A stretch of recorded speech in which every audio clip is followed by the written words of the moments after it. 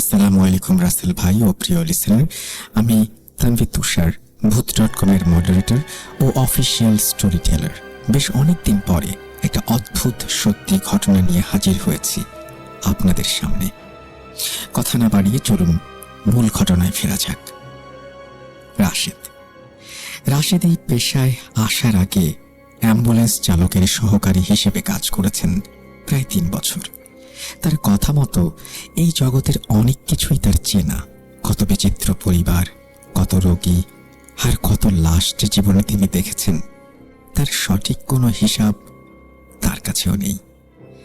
তিনি নিজে যখন অ্যাম্বুলেন্স ড্রাইভার হিসেবে এই পেশায় আসলেন, তখন তিনি 25 বছরের টকবকে যুবক।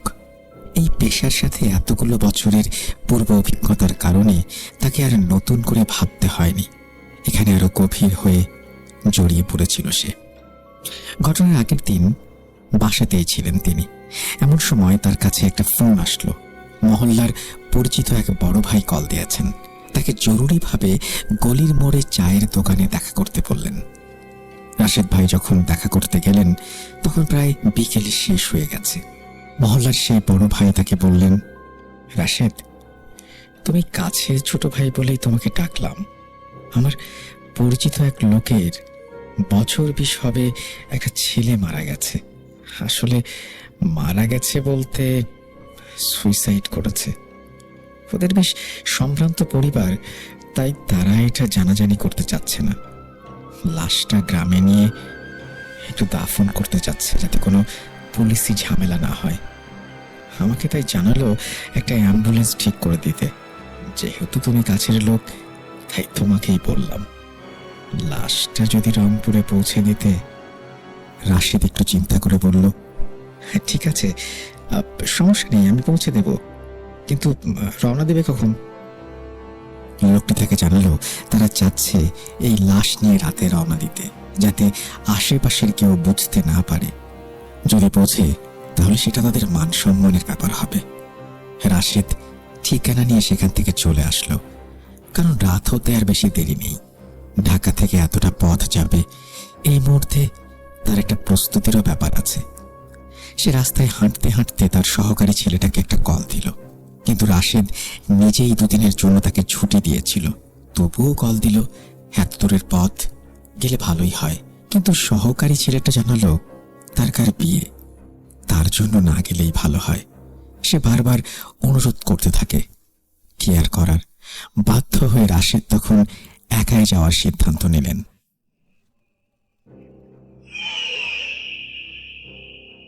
বাসায় গিয়ে সব কাজ শেষ করে রাশেদ তার গাড়ির সবকিছু মোটামুটি চেক করে রাত 8টার দিকে বড় ভাইয়ের দেয়া ঠিকানা অনুযায়ী সেই বাসার নিচে যান। দারোয়ান গেট খুলে দিতেই তিনি অ্যাম্বুলেন্স নিয়ে গ্যারেজে প্রবেশ করলেন। এই বাসায় যে কেউ একজন আত্মহত্যা করেছে তা মনেই হল না রাশেদের, কারণ এত বছরের অভিজ্ঞতায় সে জানে ঢাকায় কেউ মারা গেলে তাকে গ্যারেজে কাফন পরিয়ে খাটিয়াতে রাখা হয়, কিন্তু এখানে তার কোনো কিছুই স্বাভাবিক মনে হচ্ছে না। রাশেদ গাড়ি নিয়ে ভেতরে প্রবেশ করতেই মহল্লার সেই বড় ভাই এগিয়ে আসলেন তার দিকে। তারপর রাশেদকে সাথে নিয়ে ওপরে উঠে গেলেন। 4 তলায় উঠে একটা দরজায় কলিং বেল চাপতেই এক মধ্যবয়স্ক মহিলা দরজা খুলে দিল। রাশেদ খেয়াল করে দেখল ডাইনিং রুমের মেঝেতে একটা লাল বড় বড় ফুলের প্রিন্টের বিছানার চাদরে ঢাকা সেই লাশটি পড়ে আছে। বাসা ভর্তি তখন বেশ ভালোই মানুষজন জড়ো হয়েছে। সবার চেহারা মলিন, মনে হলো সারাদিনের চিন্তা আর কান্নাকাটিতে সবাই ক্লান্ত হয়ে পড়েছে। রাশেদকে দেখে মারা যাওয়া সেই ছেলের বড় ভাই এগিয়ে আসলেন। তারপরে তার সাথে কথা বলে লাশ নিচে নেয়ার কথা বললেন। রাশেদ বলল, লাশ এত দূরে নিয়ে যাব, আপনারা একটা কফিনের ব্যবস্থা করেননি? এই লাশ এইভাবে এতটা পথ যাবে কি করে? ছেলেটি জানালো, আসলে আমরা কেউ চাচ্ছি না এখানে এই বিষয়টা কোনোভাবে জানাজানি হোক। এমনকি এই বিল্ডিংয়ের অনেক লোকও জানে না আমাদের বাসায় কি হয়েছে। তাই তো আপনার মতো পরিচিত একজনকে খুঁজে নিলাম আমার বন্ধুর মাধ্যমে, আর এই জন্য আমরা কফিন বা খাটিয়ার কোনো ব্যবস্থা করিনি। সে যাই হোক, লাশটা আমরা এভাবে আপনার গাড়িতে নিতে চাচ্ছি। এরপর বাসার আরো 2জন ছেলে মানুষ সহকারে লাশটা হাতের ওপরে তোলা হলো। রাশেদও হাত লাগালো লাশ নিচে নিয়ে যেতে, কিন্তু লাশ তুলে মেইন দরজা পার করতে রাশেদের মনে হলো জীবনে এত লাশ সে হাতে বা কাঁধে তুলেছে, কিন্তু এখনো এত ভার লাগেনি তার। তারা 5 জন মিলে লাশটাকে ধরেছে, কিন্তু এত বেশি ওজন যে মনে হচ্ছে সে নিজেই একাই শুধু লাশটা ধরে আছে, আর কেউ ধরেইনি। এদিকে লাশের ঠান্ডা শরীরটা হাতের স্পর্শে যেন তার শরীরের ভেতরে একটা হিম শীতল ভাব এনে দিল। কর্মজীবনে এই প্রথম একটা লাশ নিয়ে তার শরীরের মাঝে কেমন একটা ভয়ের শিহরণ বয়ে গেল। অনেক কষ্টে লাশ নিয়ে যখন সবাই নিচে আসলো, তখন রাশেদ অ্যাম্বুলেন্সের পেছনের দরজা খুলে স্ট্রেচারটা বের করলো। লাশটি স্ট্রেচারে তুলে সেটা অ্যাম্বুলেন্সের ভেতরে দিয়ে রাশেদ দরজাটা বন্ধ করে দিল। লাশটি তখনও সেই লাল চাদর দিয়েই ঢাকা। রাশেদ মহল্লার সেই বড় ভাইয়ের সাথে বাসার গেটের বাইরে আসলো চা খেতে। তখন দেখলো গেটের বাইরে আরো 2টো গাড়ি দাঁড়ানো, আর সেই গাড়ির 2 ড্রাইভার সেখানে দাঁড়িয়ে কথা বলছে। মহল্লার সেই বড় ভাই জানালো এই 2টা গাড়িও যাবে লাশের গাড়ির সাথে। সাথের সেই 2 ড্রাইভারের সাথে পরিচয় হয়ে নিয়ে 4 জন মিলে গেল চা খেতে। চা খাবার এক ফাঁকে রাশেদ সেই বড় ভাইকে একটু দূরে ডেকে নিয়ে অবাক করা শুয়ে পড়ল, ভাই একটা ব্যাপার খেয়াল করেছেন? লাশটা যখন মেঝে থেকে তুলে সিঁড়িতে নিয়ে আসলাম, মনে হলো অনেক ভারী কোনো ঠান্ডা বস্তু হাত দিয়ে ধরেছি, তা আবার একা। আপনারা যে আমার সাথে ধরেছেন বুঝতেই পারছিলাম না। মহল্লা সেই বড় ভাই কিছুটা চিন্তিত মুখে বলল, আসলে রাশেদ ভাই, আমিও ঠিক এই ব্যাপারটা খেয়াল করেছি। এত বেশি ওজন হাতের ওপরে পড়েছিল, আমার মনে হচ্ছিল এই বুঝি ছেড়ে দিই। এমন লাশে তো কিছু সমস্যা থাকেই। আপনি তো এই জগতেরই লোক, তাই আমার থেকে এই বিষয়ে আপনারই ভালো জানার কথা। এর মাঝেই বাসার দারোয়ান এসে জানালো বাসার সবাই রওনা দেওয়ার জন্য তৈরি হয়ে বাসার নিচে অপেক্ষা করছে। অন্য 2 জন ড্রাইভার সহ সবাই চা খাওয়া শেষ করে ছুটল বাসার দিকে। তারা যখন গেটের কাছে পৌঁছলো, তখন দেখলো লাশের সাথে পরিবারের সবাই এবং আত্মীয় যারা গ্রামে যাবে তারা যে যার মতো গাড়িতে উঠে পড়েছে। রাশেদের সাথে অ্যাম্বুলেন্সে যাওয়ার মতো আর কেউ বাকি নেই। রাশেদ তাদের এই আচরণে খানিকটা অবাকই হলো। এত বড় একটা পরিবার, এত কাছের মানুষ চারপাশে, কিন্তু আজ আর লাশের সাথে যাওয়ার মতো কেউ নেই। রাশেদকে বলা হলো গাড়ি আগে পরে যেমনই হোক না কেন গাড়ি নিয়ে এসে যেন রংপুর মেডিকেলের মোড়ে দাঁড়ায়। তো রাত 9টার দিকে সব কাজ শেষ করে তারা রওনা দিল। 2টা গাড়ির একটি সামনে, মাঝখানে রাশেদের গাড়ি, তারপরে আরো একটা গাড়ি।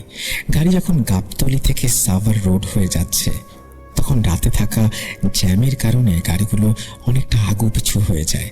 ফলে একটা সময় সে অন্য গাড়িগুলোর সামনে চলে যায়। গাড়ি যখন বাইপাইল মোড় পার হয়ে হাইওয়েতে নামলো, তখন প্রায় রাত 12টা। রাশেদ লাশের সাথে তখন একা। অ্যাম্বুলেন্সের রিয়ার ভিউ মিররে তখনও লাশটা দেখলো সে, যেমন রেখেছিল তেমনই আছে, শুধু চাদরটা একটু একদিকে সরে গেছে। আজকের হাইওয়েটা কেমন যেন অনেক বেশি শুনশান আর নিস্তব্ধ লাগছে রাশেদের কাছে। আকাশে একটা গোল চাঁদ আছে বটে, কিন্তু কিছু সময় পর সেটা যেন কালো মেঘে ঢেকে যাচ্ছে বারবার। শুধু হুস হুস শব্দ করে অপর পাশ থেকে আসা গাড়িগুলো পাশ কাটিয়ে চলে যাচ্ছে। হাইওয়েতে রাতে একা গাড়িতে লাশ নিয়ে তাই বাইপাইলের পরে থেকেই অ্যাম্বুলেন্সের সাইরেনটা অন করে দিয়েছিল রাশেদ। কিন্তু মিনিট 20 চলার পরেই হঠাৎ করে গাড়ির সাইরেনটা 2 কেমন একটা অদ্ভুত শব্দ করে বন্ধ হয়ে গেল। কয়েকবার সুইচ চেপেও আর সেটাকে অন করা গেল না। এমন তো কখনো হয় না।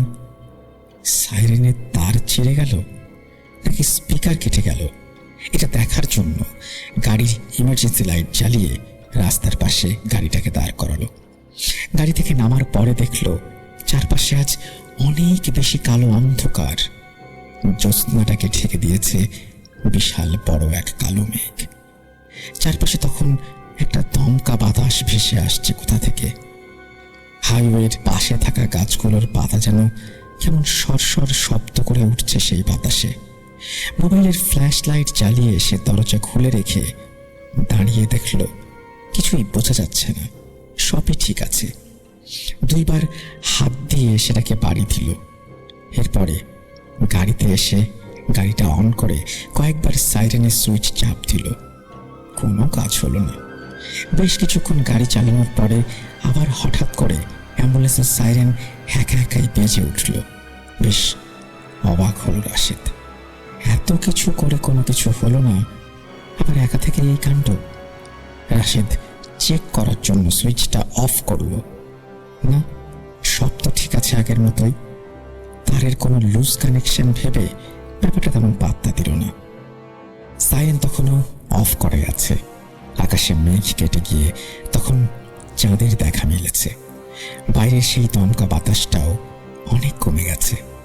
হঠাৎ ঘটল এক অদ্ভুত ব্যাপার।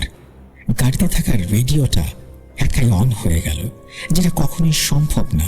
অন হয়েই মনে হচ্ছে যেন ফ্রিকোয়েন্সি পাচ্ছে না ঠিক মতো, কেমন একটা শব্দ করছে।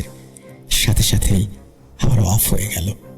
আবার চারপাশ নিস্তব্ধ। মানে রেডিও যে অন করা হয়েছিল তেমন কোনো লক্ষণই নেই। কিছু সময় পরে আবার রেডিও একা একা অন হয়ে গেল। একা একা চ্যানেলগুলো বারবার পাল্টে যাচ্ছিল, আর অদ্ভুত কিছু শব্দ ভেসে আসছিল রেডিও থেকে। রাশেদ হাত বাড়িয়ে টাচ স্ক্রিনে চাপতে লাগলো। কোনো কাজ হলো না। রেডিও কাজ করছে তার নিজস্ব নিয়মে। ঠিক সেই সময় বাম পাশে থাকা অ্যাম্বুলেন্সের রিয়ার ভিউ মিররে চোখ পড়ল রাশেদের। আর এক মুহূর্তের মাঝে মনে হলো একটা কালো ছায়া সরে গেল সেখান থেকে। চোখের পলক পড়তে না পড়তেই যেন অন্ধকারে মিশে গেল সেই কালো ছায়া। ভয়ের একটা হিম শীতল স্রোত নেমে গেল তার শিরদাঁড়াবে। এই নির্জন রাস্তায় একা গাড়িতে এমন একটা লাশের সাথে রাশেদ তবুও নিজের ভয়কে পাত্তা না দিয়ে সে চোখের ভুল ভেবেই বাকিটা কাটিয়ে দিল। সে তার ভয়কে পাত্তা না দিয়ে গাড়ির গতি আরো কিছুটা বাড়িয়ে দিল। আকাশটাকে তখন আরো বেশি মেঘাচ্ছন্ন লাগছে। চারপাশে যেন আজ অজানা শ্বাসরুদ্ধকর পরিবেশ। হঠাৎ অ্যাম্বুলেন্সের মাঝ থেকে একটা অদ্ভুত শব্দ ভেসে আসলো তার কানে। কিছু একটা যেন ফিস ফিস করে বলছে কোনো কথা, যা ভালো করে বোঝার আগেই বাতাসে মিলিয়ে যায়। একটু পরে তার শরীর ছুঁয়ে যেন হিম শীতল একটা ঠান্ডা বাতাস স্পর্শ করে চলে গেল। এবার বেশ ভয় করতে শুরু করলো রাশেদের। তার হাত কাঁপতে শুরু করলো ভয়ে। গাড়ির গিয়ার পাল্টাতে গিয়েও বারবার ভুল করছিল সে। রাশেদ খেয়াল করল রাস্তার দুই পাশের যে বড় বড় গাছগুলো ছিল সেই গাছের ছায়াগুলো যেন আরো বেশি বড় হয়ে উঠছে। সেই ছায়াগুলো গিলে ফেলেছে পুরো রাস্তাটাকে। আর তার গাড়িটা যেন ঢুকে যাচ্ছে সেই গহীন অন্ধকারে। গাছের ছায়ার দিকে তাকাতে তাকাতে সে দেখল আরো ঘন কালো একটা অন্ধকার যেন গাড়ির ওপর দিয়ে পার হয়ে সামনের অন্ধকারে মিলিয়ে গেল। রাশেদের মনে হলো অ্যাম্বুলেন্সের মাঝে থাকা লাশটা যেন একটু নড়ে উঠল হঠাৎ। যদিও সে জানে এটা কখনোই সম্ভব নয়, কিন্তু তার অনুভূতি তখন বলছিল ভিন্ন কিছু। আজ হয়তো অনেক খারাপ কিছু ঘটতে চলেছে তার সাথে। আর একটু সামনে এগিয়ে যেতেই হাইওয়ের দুপাশের গাছের সারি শেষ হয়ে গেল। তখন এক পাশে বড় পুকুর আর অন্য পাশে ফসলি জমির দেখা মিলল।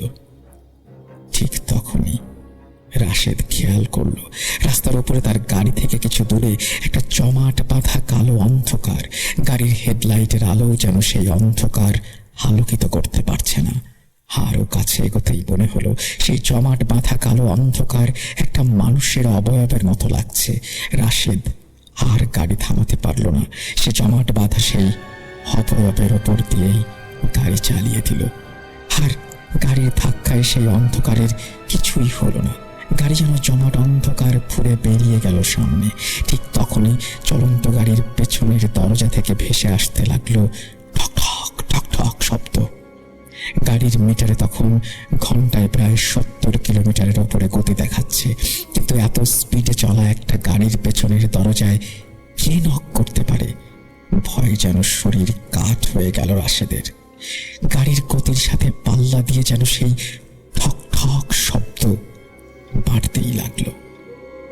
রাশেদ বাধ্য হয়ে গাড়ির গতি কিছুটা কমিয়ে দিল।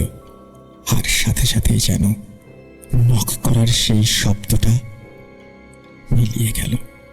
একটু সামনে যে গাড়ি থামিয়ে দিল রাশেদ। গাড়ি রাস্তার পাশে দাঁড় করিয়ে পানির বোতলটা হাতে নিয়ে সে নামলো। চোখে মুখে পানি দিয়ে কিছুটা স্বস্তি বোধ করলো। সবকিছু কেমন একটা মনের ভুল ভেবে উঠিয়ে দিল সে। কিন্তু কেন যেন হঠাৎ করেই তার গাড়ির পেছনের দরজা চেক করার কথা মনে হলো। তবে গাড়ির পেছনে হয়তো না যাওয়াই তার জন্য ভালো ছিল। গাড়ির পেছনের গ্লাস পেয়ে তখনও গড়িয়ে পড়ছে রক্তের ফোঁটা। আর সেই সাথে সাথে থোকা থোকা হয়ে লেগে আছে জমাট বাঁধা রক্তের দাগ। তবে কি চলন্ত গাড়িতে রক্তাক্ত হাতে বারবার নক করছিল কেউ? রাশেদ তখন পড়েছে এক ভয় সংকটে। গাড়ির ভেতরে অস্বাভাবিক সমস্যার সাথে এক লাশ, আর বাইরে অজানা বিপদ। কি করবে কিছুই বুঝে উঠতে না পেরে কিছু সময় দাঁড়িয়ে থাকলো সে। এরপরে কয়েক মিনিট সবকিছু স্বাভাবিকভাবে চলার পর সে গাড়িতে উঠল। লাশের দিকে খেয়াল করে দেখল, না, ঠিকই তো আছে। ভয়টা ভুল ভেবে আবার রেডিওটা অন করে যাত্রা শুরু করলো রাশেদ। গাড়ির সবকিছুই যেন আবার স্বাভাবিক হয়ে গেল। বেশ অনেক সময় নিয়ে গাড়ি চালিয়েছে সে। ভয় অনেকটাই কেটে গেছে তখন। সামনের সেই গাড়িগুলোরও কোনো খবর নেই। মনে হয় তার আস্তে গাড়ি চালানোর জন্য আর বিভিন্ন জায়গায় থামার কারণে সেগুলো এগিয়ে গেছে। এইভাবে রাশেদও গাড়ি জোরে টান দিল। এভাবে কিছু সময় চলার পর আবার রেডিওতে দেখা গেল সেই আগের সমস্যা। ফ্রিকোয়েন্সি ঠিক মতো পাচ্ছে না, কেমন একটা শব্দ হচ্ছে। একটা সময় সেটি আবার থেমে গেল। রাশেদ তখন আবার গাড়ির গতি কিছুটা কমিয়ে রেডিওতে এক হাতে চাপ দিতে থাকে। কিন্তু এবারও কোনো কাজ হয় না, রেডিওটি অফ হয়ে যায়। এর মাঝে রাশেদ খেয়াল করে অদ্ভুত এক সমস্যা। গাড়ির মাঝে একটা অস্বাভাবিক রকমের ঠান্ডা অনুভব করছে সে। ঠান্ডায় যেন জমে হিম হয়ে যাচ্ছে তার শরীর। এর মাঝেই সে খেয়াল করলো একটা ডানা ঝাপটানোর শব্দ, এবং সেটি তার কান ঘেঁষে যেন সামনের দিকে এগিয়ে গেল। শব্দটা হঠাৎ করেই মিলিয়ে গিয়ে আবার ফিরে আসলো। দপ করে ফিরে আসা সেই শব্দটা অনুসরণ করে দেখলো একটা পেঁচা পাখি বসেছে তার গাড়ির সাইড ভিউ মিররের ওপর। পেঁচাটা সামনের দিক হয়ে বসেছে। এত জোরে যে গাড়িটা চলছে, তবুও সেই পাখির শরীরের কোনো পালক উঠছে না, বা সেই পাখির কোনো সমস্যাই হচ্ছে না বসে থাকতে। রাশেদ তার গাড়ির গতি আরো বাড়িয়ে দিল, কিন্তু তবুও কোনো পরিবর্তন আসলো না সেই পাখির। একটু পরেই হঠাৎ পাখিটা সোজা বসা অবস্থায় শুধু মাথাটা ঘুরিয়ে তাকালো রাশেদের দিকে। পাখির চোখের দিকে তাকাতেই যেন ভয়ে হৃৎপিণ্ড আরো সিটিয়ে গেল পাঁজরের সাথে। পাখির চোখের মাঝে যেন কোনো মনি নেই, তার জায়গায় কেমন রক্তের মতো দাগ। যেন তার চোখ বেয়ে বেরিয়ে আসছে আগুনের মতো লাল এক আভা। এক দৃষ্টিতে তাকিয়ে আছে তার দিকে। এই চোখে যেন একটা টান আছে, কিসের একটা আকর্ষণ আছে, কিছু একটা বোঝাতে চাচ্ছে। এর মাঝেই পেছন থেকে কিছু একটা খসখস শব্দ ভেসে আসলো। কিন্তু সেদিকে আর ফিরে তাকানোর ক্ষমতা নেই তার। পাখির চোখের মোহে সে হিতাহিত জ্ঞান হারিয়ে ফেলেছে। ঠিক এর মাঝেই রাশেদের শরীরটা ঠান্ডা কিছুর স্পর্শে যেন আরো বেশি শিউরে উঠল। কয়েক সেকেন্ডের মাঝেই যেন তার ওলট পালট হয়ে গেল সব। পেছন ফিরতেই শুধু এক ঝটকায় সে দেখল স্ট্রেচারের ওপরে কাপড়ে ঢাকা লাশটা আর নেই। সেটা যেন এক দৈব বলে এক ঝটকায় উঠে বসেছে তার মাথার কাছেই, আর ঠান্ডা হাতের স্পর্শ রেখেছে রাশেদের কাঁধে। আর কিছুই যেন ভাবার সময় নেই তার।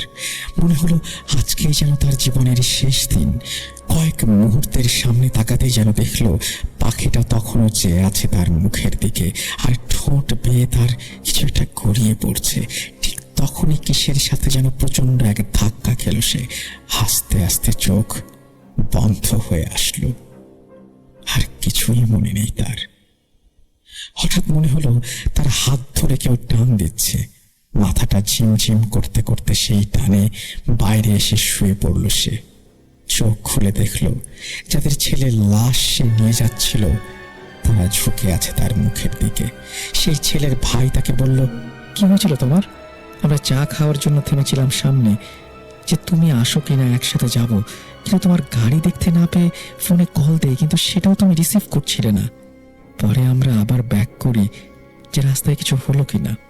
এদিকে কিছুটা এগিয়ে এসে দেখি তোমার গাড়ি রাস্তার পাশে এই ছোট জংলি গাছগুলোর মাঝে ঢুকে আছে। আমরা এসে দেখি তোমার মাথা আর হাত গাড়ির ড্যাশবোর্ডের উপরে ছড়িয়ে তুমি অজ্ঞান হয়ে আছো। রাশেদ তখন সবাইকে সবকিছু খুলে বলল। তার মাথাও ফুলে গেছে দুই জায়গায়।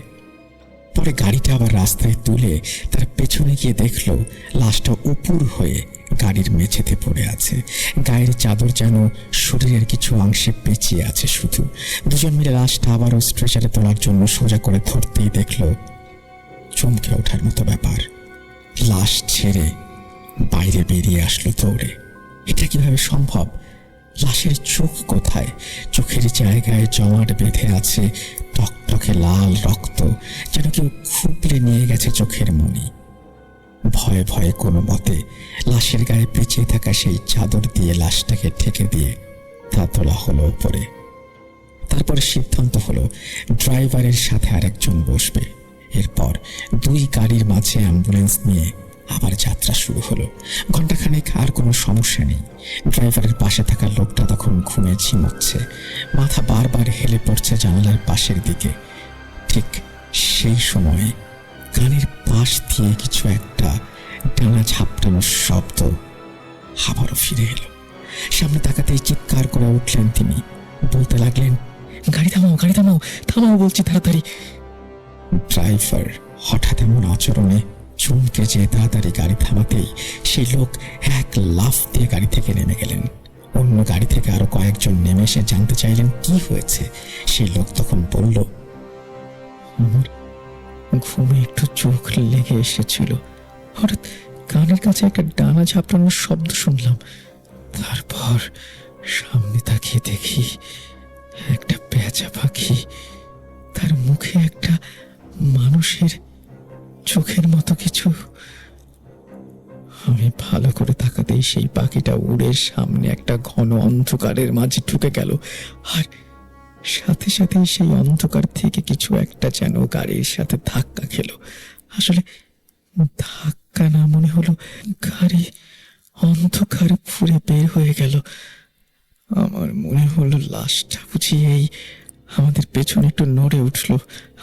আমি আর নিতে পারছি না এসব, এই লাশের সাথে সমস্যা আছে, আমি এইভাবে লাশের সাথে যাব না।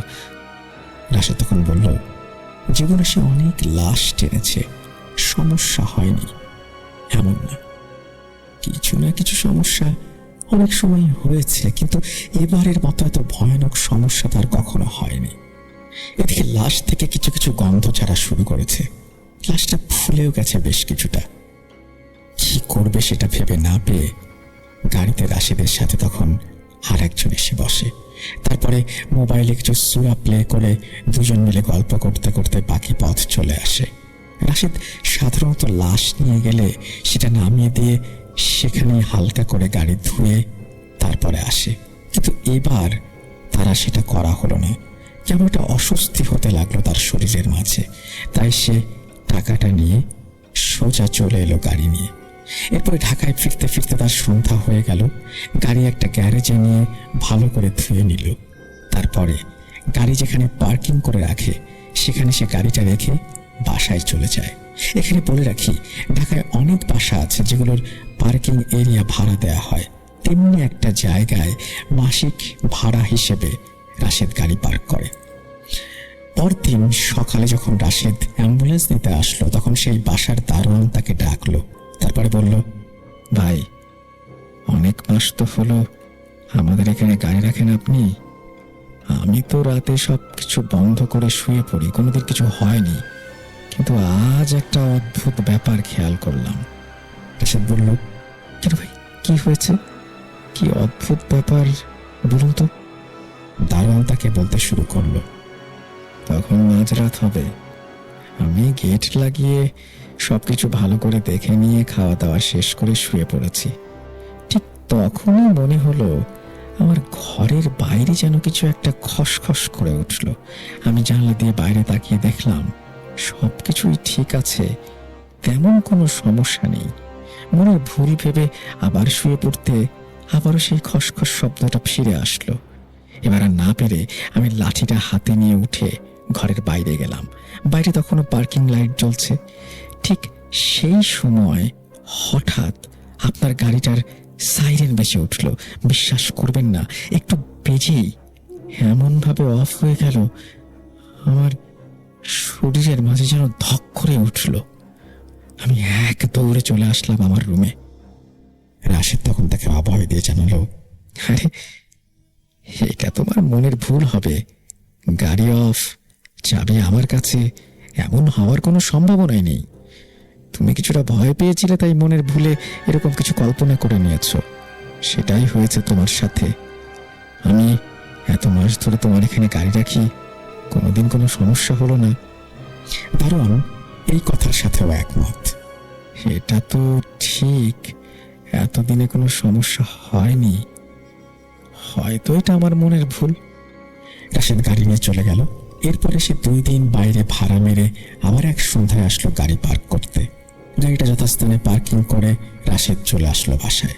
পরদিন খুব ভোরে ফোনের রিংটোনে তার ঘুম ভাঙলো। কলটা রিসিভ করতে ভেসে আসলো সেই পার্কিং এর সেই মালিকের কণ্ঠ। তিনি বললেন, রাশেদ, তাড়াতাড়ি তুমি এখনই আমার বাসায় চলে আসো। কি হলো কিছু বুঝে উঠতে না পেরে রাশেদ রেডি হয়ে চলে গেল সেই বাসায়। গিয়ে দেখে সেই পার্ক করার জায়গাটায় দারোয়ানের রুমের সামনে বাসার মালিক সহ দারোয়ান বসে আছে। রাশেদ সেখানে যেতেই মালিক তাকে বলল, রাশেদ, তুমি তোমার গাড়ির জন্য আজকে অন্য কোথাও একটা ব্যবস্থা করো, আর এই মাসের ভাড়া তোমার দেয়া লাগবে না। কি হয়েছে রাশেদ সেটা জানতে চাইলে সে দারোয়ান তাকে বলল, প্রতিদিনের মতো আমি আমার কাজ শেষ করে শুয়ে পড়েছি, তারপরে হঠাৎ করে আবার সেদিনের মতো সেই খসখস শব্দ। আমি পাত্তা না দিয়ে আবার শুয়ে পড়লাম, কিন্তু শব্দটা আরো বাড়তে লাগলো। আমি সহ্য করতে না পেরে এবার লাঠি আর টর্চ নিয়ে ঘর থেকে বের হলাম। ভাবলাম কোনো কুকুর বিড়াল হয়তো ঢুকেছে, সেটা কোনো গাড়ির নিচে হয়তো ঢুকে থাকবে, এর জন্যই এরকম একটা শব্দ হচ্ছে। আমি বের হতেই সেই শব্দটা যেভাবে শুরু হয়েছিল সেভাবেই থেমে গেল। আমি আবার মনের ভুল ভেবে ফিরে আসতে যাব, তখন আবার শব্দটা শুনতে পেলাম। তবে এবার মনে হলো যেদিকে আপনার অ্যাম্বুলেন্সটা রাখা শব্দটা সেই দিক থেকে ভেসে আসছে। মনের ভেতরে একটা ভয় আর উত্তেজনা কাজ করছিল। আমি নিচু হয়ে সব গাড়ির নিচে টর্চ ফেললাম কয়েকবার, কিন্তু কোথাও কিছু নেই। শব্দটা তখনও হচ্ছে। আমি ভয় কাটাতে ভাবলাম, দেখি যে অ্যাম্বুলেন্সের দিকে উঠে দাঁড়াতেই মাথার উপরে লাইটটা দ্রুত কয়েকবারে জ্বলে নিভে একেবারে বন্ধ হয়ে গেল। পুরো গ্যারেজ তখন একেবারে নিকষ কালো অন্ধকার। ভয় যেন বারবার আমার হাত পা গুটিয়ে যাচ্ছে। আমি তাই সেই শব্দটা অনুসরণ করে হাতের লাঠিটা শক্ত করে ধরে লাইট জ্বালিয়ে এগিয়ে গেলাম আপনার গাড়ির দিকে। কিছুটা কাছে যেতেই আমি নিশ্চিত হলাম আপনার গাড়ির ভেতর থেকে শব্দটা ভেসে আসছে।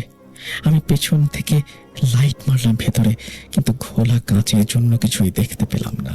তাই ভালো করে দেখার জন্য গাড়ির সামনে গেলাম।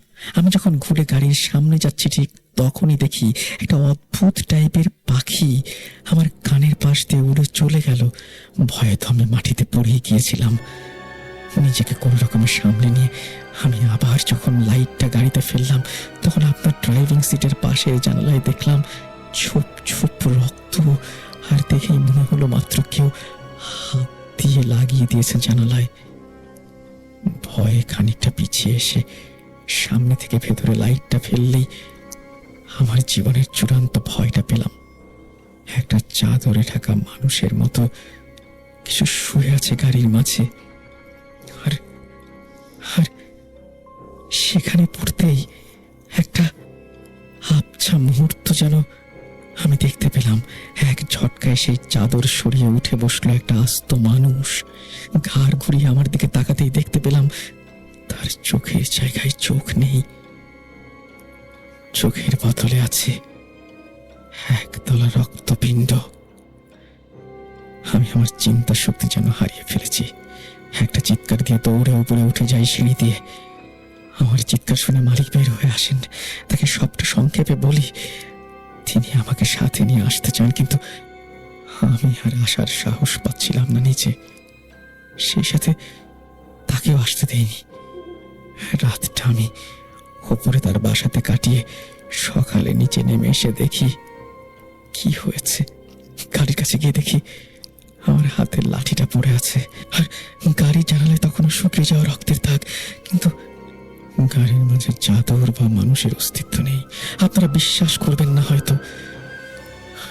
আমার সাথে চলুন, আমি দেখাচ্ছি। রাশেদ সহ বাসার মালিক আর দারোয়ান এগিয়ে গেল গাড়িটার দিকে। গিয়ে দেখলো আসলেই তখনও ড্রাইভিং সিটের পাশের জানালায় রক্তের দাগ। রাশেদ গাড়ির পেছনের ডালা খুলে ভেতরে গেল আর দেখল মেঝেতেও কয়েক ফোঁটা রক্তের দাগ। তার খুব ভালো করেই মনে আছে কাল রাতেও সে গাড়ি ওয়াশ করে এনেছে। এসব রক্তের দাগ থাকার কোনো কারণ নেই। এসব কিছুর কোনো উত্তর না পেয়ে বাধ্য হয়ে রাশেদ তখন তার গাড়ি নিয়ে গ্যারেজ থেকে বের হয়ে আসে। দুদিন পরে নতুন একটা গ্যারেজ খুঁজে সেখানে গাড়িটা রেখে দেয়, কিন্তু সেখান থেকেও পরদিন সকালে তাকে জানানো হয় এই গাড়ি রাখা যাবে না। কিন্তু তারা কোনো কারণ না বলে গাড়ি বের করে দেয়। এভাবে প্রায় কিছুদিন যেতে রাশেদ একটা হুজুরের সাথে দেখা করে। সেই হুজুর তাকে পরামর্শ দেন গাড়িটা বিক্রি করে দেওয়ার জন্য। পরে রাশেদ সেই গাড়িটা একটা গাড়ির গ্যারেজ মালিকের কাছে বিক্রি করে দিয়ে নতুন একটি অ্যাম্বুলেন্স কিনে নেয়। তবে সেই ঘটনার কোনো ব্যাখ্যা আজও তার কাছে নেই। অদ্ভুত একটা অভিজ্ঞতা হয়ে রইল তার জীবনে। শুধু অন্য সবার মতো ভয় পেয়ে রাশেদ এখানে তার পেশা পরিবর্তন করেনি। কে জানে আজকের এই ঘটনা প্রচার হওয়ার সময়ও রাশেদ হয়তো কোনো নতুন লাশ নিয়ে ছুটে চলেছে নির্জন রাস্তা দিয়ে। ভালো থাকুক সকল অ্যাম্বুলেন্স চালক যারা তাদের পেশাদারিত্বের কারণে এই চ্যালেঞ্জিং সেবা দিয়ে যাচ্ছে আমাদের প্রতিনিয়ত। আমি তানভীর তুষার আবার হাজির হব নতুন কোনো ভয়ানক সত্যি অভিজ্ঞতা নিয়ে। সেই পর্যন্ত সবাই ভালো থাকবেন, আমার জন্য দোয়া রাখবেন। আল্লাহ হাফেজ। এই বলে তানভীর তুষার তার ঘটনা শেষ করছেন। কেমন লাগলো আপনাদের অবশ্যই জানাবেন। যদি ভালো লাগে সেটা আমাদেরও জেনে খুব ভালো লাগবে। আর যারা আমাদের সাথে ঘটনা শেয়ার করতে চান তারা আমাদের ইমেল অ্যাড্রেসে ঘটনা পাঠিয়ে দেবেন। আমাদের ইমেল অ্যাড্রেস russell.booth.com@gmail.com। যারা এখনো পর্যন্ত শুনছেন কিন্তু সাবস্ক্রাইব করেননি, অনুগ্রহ করে সাবস্ক্রাইব করবেন এবং অবশ্যই বেল আইকনটি প্রেস করতে ভুলবেন না। আর একটা কথা বলি, অনেক কষ্ট করে আমরা প্রতি সপ্তাহে আপনাদের সামনে ঘটনা নিয়ে আসি। যারা ঘটনা পাঠান তারা আমার চাইতেও বেশি কষ্ট করেন। অসংখ্য মানুষ আমাদের ঘটনা পাঠাচ্ছেন, আমাদের লিসেনাররা ভালোবেসে এই ঘটনাগুলো তুলে দিচ্ছেন আমাদের হাতে। সুতরাং আপনারা এই এত মানুষের কষ্টের পরে যদি নাম না জানা কোনো চ্যানেল বা কোথাও গিয়ে, যেটা ভূত.com-এর চ্যানেল না, সেরকম কোনো জায়গায় গিয়ে আমাদের ঘটনাগুলো শুনেন, তাহলে আমাদের কষ্টের কোনো সীমা থাকে না। আশা করব ভূত.com-এর সাথে থাকবেন আর এই চ্যানেল থেকে শুনবেন। সমস্ত ঘটনাগুলো। সাবস্ক্রাইব করবেন, ভালো থাকবেন। আমরা চলে যাব আমাদের পরবর্তী ঘটনায়।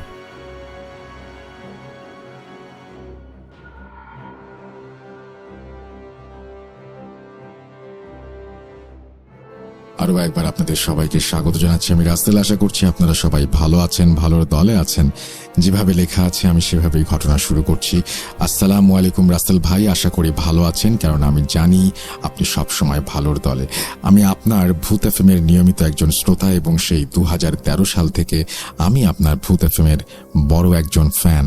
যখন শুনতে পেলাম 2019 সালে আপনি এই প্রোগ্রামটি বন্ধ করে দেবেন, তখন খুব মন খারাপ হয়েছিল, আপনাকে বলে বোঝাতে পারবো না। তারপর যখন শুনলাম যে ভূত.com স্বাধীন মিউজিক অ্যাপে আবারও ফিরে আসছে, তখন কি যে খুশি হয়েছিলাম তাও আপনাকে ভাষায় প্রকাশ করতে পারবো না। আমি আপনাদের যে ঘটনাটি বলছি সেটা টাঙ্গাইল জেলার মির্জাপুর থানার একটি গ্রামের। সঙ্গত কারণে আমি আর কিছু উল্লেখ করছি না। এখন যে ঘটনাটি আপনাদের বলবো এটি আমার একজন ফ্রেন্ডের কাছ থেকে শোনা একটা রোমহর্ষক ঘটনা। এখানে আমার ফ্রেন্ডের নাম উল্লেখ না করার জন্য অনুরোধ করছি। ঘটনাটি ঘটে এই বছরের সেপ্টেম্বরের 17 তারিখে, অর্থাৎ 2022 সালের সেপ্টেম্বরের 17 তারিখ।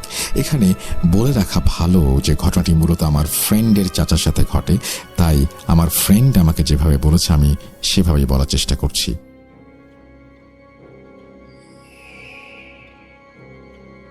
আগে থেকে আমাদের বংশগত স্বভাবে মাছ ধরার একটা পরিচয় আছে। আমাদের গ্রামের সামনেই রয়েছে একটা বিল। সেই বিলে প্রতি বছর বর্ষার সময় পানি আসে।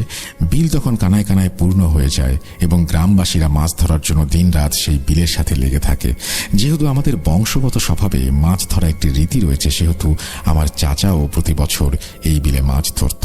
তো এবছরই আমার চাচার সাথে মাছ ধরাকে কেন্দ্র করে এমন একটা ঘটনা ঘটে যা আমাদের পরিবারের ওপর খুবই একটা কষ্টদায়ক ঘটনার জন্ম দেয়। একদিন রাতে আমার চাচা ও তার দুই বন্ধু রাত 11টার দিকে কি 11:30টার দিকে বিলে মাছ ধরতে যান। তখন মাছ ধরতে ধরতে রাত 1টা কিংবা 2টার কাছাকাছি চলে যায়। আমার চাচার বন্ধুরা বলে যে, চল আজকে তো মাছ ভালোই ধরেছি, তাহলে চল আজকের মতো ফিরে যাই, এমনিতেই অনেক রাত হয়ে গেছে। কিন্তু আমার চাচা ছিলেন খুবই মাছ ধরার পাগল। মাছ ধরার নেশা তখন আমার চাচাকে পেয়ে বসেছে। তার দুই বন্ধুকে তিনি বললেন, আর একটু পরে যাব। তখন তার বন্ধুরা বলল, আজ তো ভালোই মাছ পেয়েছি, তাহলে আর কি করব, চল বাড়ি ফিরে যাই। কিন্তু আমার চাচা তাদের সাথে যেতে রাজি হলেন না। চাচা তার দুই বন্ধুকে বলল, তোদের মধ্যে যে কোনো একজন আমার সাথে থাক, একজন চলে যা। তখন আমার চাচার এক বন্ধু তার সাথে থাকার জন্য রাজি হলো এবং আরেকজন বাড়ি ফিরে গেল। এই ঘটনাটুকু আমার চাচার সেই বন্ধুর কাছ থেকে শোনা। বলছেন চাচার বন্ধু, আমরা যখন আবার মাছ ধরা শুরু করলাম তার কিছুক্ষণ পরেই বিলের মধ্যে দুটো আলো দেখতে পেলাম। আলোগুলো লাল রঙের ছিল। আস্তে আস্তে সেই আলোগুলো আমাদের কাছে আসতে থাকলো। একটু কাছে আসতেই ভালো করে লক্ষ্য করলাম যে আলোগুলো খুবই লাল আর দুটো চোখের মতো, যেন আগুনের দুটি ফুলকি। তখন আমরা দুজনেই ভাবলাম ওগুলো কি। আমাদের একটু ভয় লাগতে শুরু করলো। আস্তে আস্তে আলোগুলো যখন আমাদের দিকে এগিয়ে এলো, আমরা যা দেখলাম তা দেখার জন্য মোটেও প্রস্তুত ছিলাম না। তখন আমরা দেখতে পেলাম যে দৈত্যাকৃতির একটা জিনিস, তার মাথায় সাদা সাদা লোম ছিল, তার মুখটা ছিল ঘোড়ার মুখের মতো, আর তার দুই হাত ছিল ঘোড়ার খুরের মতো। তখন সেই সাদা অবয়বটা আমাদের দিকে ধেয়ে আসছে আর বিকট কর্কশ শব্দ করতে করতে আসছে। তখন আমরা দুজনেই খুব ভয় পেয়ে যাই এবং দৌড় দেই। আমাদের বিলে বর্ষার সময় হাঁটু সমান পানি। আমরা মাছ ধরতে ধরতে বিলের কাছাকাছি চলে এসেছিলাম। ঠিক তখনই সেই বিভৎস অবয়ব আমাদের দিকে তার দুই ঘোড়ার খুরের মতো হাত বাড়িয়ে দিল এবং শুধু তাই নয়, হাতগুলো বড় হতে শুরু করলো। ঠিক সেই মুহূর্তে দুজনেই পানির মধ্যে দৌড় দেওয়ার চেষ্টা করি। যেহেতু বিলে আমাদের হাঁটু সমান পানি থাকার কথা, ভালোভাবে দৌড়াতে পারছিলাম না। এরই মধ্যে বিলে পার হয়ে আমরা অনেক দূর চলে এসেছিলাম মাছ ধরতে ধরতে। ভয়ে কে কার মতো কোন দিকে দৌড়িয়েছিলাম বুঝতে পারিনি। আমি কোনোভাবে আস্তে আস্তে এসে বিলের পাড়ে উঠে বাড়ির দিকে দৌড় দেই। তখন আমার কোনো খেয়াল ছিল না। দৌড়াতে দৌড়াতে এসে এক সময় বাড়ির ভিতরে ঢুকে দরজার সামনে চিৎকার করে অজ্ঞান হয়ে যাই। আর কিছু মনে নেই। পরদিন যখন আমার জ্ঞান ফেরে তখন আমি দেখছি আমার চারপাশে আমার বাড়ির মানুষ, আমার বন্ধুর বাড়ির অনেক লোক দাঁড়িয়ে আছে এবং আমার বন্ধুরা আমার কথা জিজ্ঞেস করছে। তখন আমি সবাইকে সবকিছু খুলে বলি। একটা ঘটনা আমার ফ্রেন্ডের মুখ থেকে শোনা এটা। তখন সবাই আমার চাচাকে খুঁজতে ব্যস্ত হয়ে পড়ে, বাড়িতে কান্নাকাটির রোল পড়ে যায়। তখন সবাই আমরা বিলের দিকে যাই, আর সেখানে গিয়ে আমরা চাচাকে দেখতে পাই না। বিলের মধ্যে নেমে আশেপাশে অনেক জায়গায় খুঁজেও আমার চাচাকে আর পাওয়া যায় না। এভাবেই 3 দিন পার হয়ে যায়। একদিন সকালে একটি লোক খবর নিয়ে আসে যে বিলে যেন কার লাশ পড়ে আছে। তখন আমাদের বাড়ির সবাই খুব চিন্তিত হয়ে পড়ে। আমরা দেখি সেখানে ইতোমধ্যেই লোক জড়ো হয়ে গেছে, লাশটা বিলের মধ্যে উল্টো হয়ে গেড়ে রাখা। তখন কিছু মানুষ মিলে লাশটিকে উঠিয়ে নিয়ে আসে। মুখটা একদম কাদায় মেখে গেছে, মুখের ভেতরেও অনেক মাটি হাঁ দিয়ে গেছে। তখন আমাদের বাড়ির সবাই অনেক কান্নাকাটি শুরু করে দেয়। তারপর নিশ্চিত হয় যে এটা আর কারো নয়, আমার চাচার লাশ। তো এই ছিল রাসেল ভাই আমার ঘটনা। জানি না কতটুকু ভয়ানক, তবে এই ঘটনাটি আমার পরিবারের কাছ থেকে একটা কষ্টদায়ক ঘটনা। আমার চাচা পৃথিবী থেকে বিদায় নিয়েছে আজ থেকে 1 মাস হলো। সবাই আমার চাচার জন্য দোয়া করবেন, তা আল্লাহ যেন তাকে জান্নাত নসিব করেন। জানি ঘটনাটি ভালো করে গুছিয়ে লিখতে পারিনি, তবুও চেষ্টা করেছি। And thank you very much, আপনি এই চেষ্টাটুকু করেছেন এবং আপনি যে আমাদের ঘটনা পাঠিয়েছেন এই জন্য আপনাকে অসংখ্য ধন্যবাদ। আমরা চলে যাব আমাদের পরবর্তী ঘটনায়।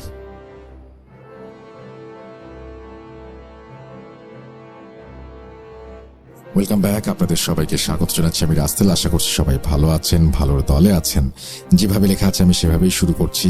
আসসালামু আলাইকুম প্রিয় লিসেনার্স, রাসেল ভাইয়া আশা করি ভালো আছেন এবং ভালোর দলে আছেন। বলছি নীলফামারী জেলার খুব সুন্দর একটি উপজেলা সৈয়দপুর থেকে, দ্য সিটি অফ নাইটও বলা হয় যাকে। সঙ্গত কারণে নিজের নাম প্রকাশ করতে পারছি না এবং সৈয়দপুর থেকে ঢাকা অনেক দূরে হওয়ায় স্টুডিওতে উপস্থিত থাকা সম্ভব নয়। তাই আমি অনুরোধ করছি আমার স্টোরিটি পড়ে শোনানোর জন্য। 2018 থেকে আমি ভূত FM শুনি এবং বর্তমানে ভূত.com শুনছি প্রতিনিয়ত এবং ইনশাল্লাহ ভবিষ্যতেও শুনব। এটি আমার ভূত.com-এ পাঠানো প্রথম ঘটনা, তাই বানানে কোনো প্রকার ভুল ত্রুটি হলে ক্ষমা সুন্দর দৃষ্টিতে দেখবেন। গুছিয়ে লিখতে না পারার কারণে সবার কাছ থেকে ক্ষমা চেয়ে নিচ্ছি। আর বেশি কথা না বলে চলে যাই ঘটনায়। ঘটনাটি আমার এক কলিগের কাছ থেকে কালেক্ট করেছি এবং ঘটনাটি শেয়ার করার অনুমতি পাই একমাত্র শর্ত, যেটি হলো স্টোরিতে কারো নাম কিংবা জায়গার উল্লেখ করা যাবে না। চলে যাচ্ছি ঘটনায়। ঘটনাটি আমার কলিগের নানার সাথে ঘটে যাওয়া, বর্তমানে ঘটেছে এমন একটি ছোট্ট ঘটনা। বলছি আমার কলিগের ভাষায়।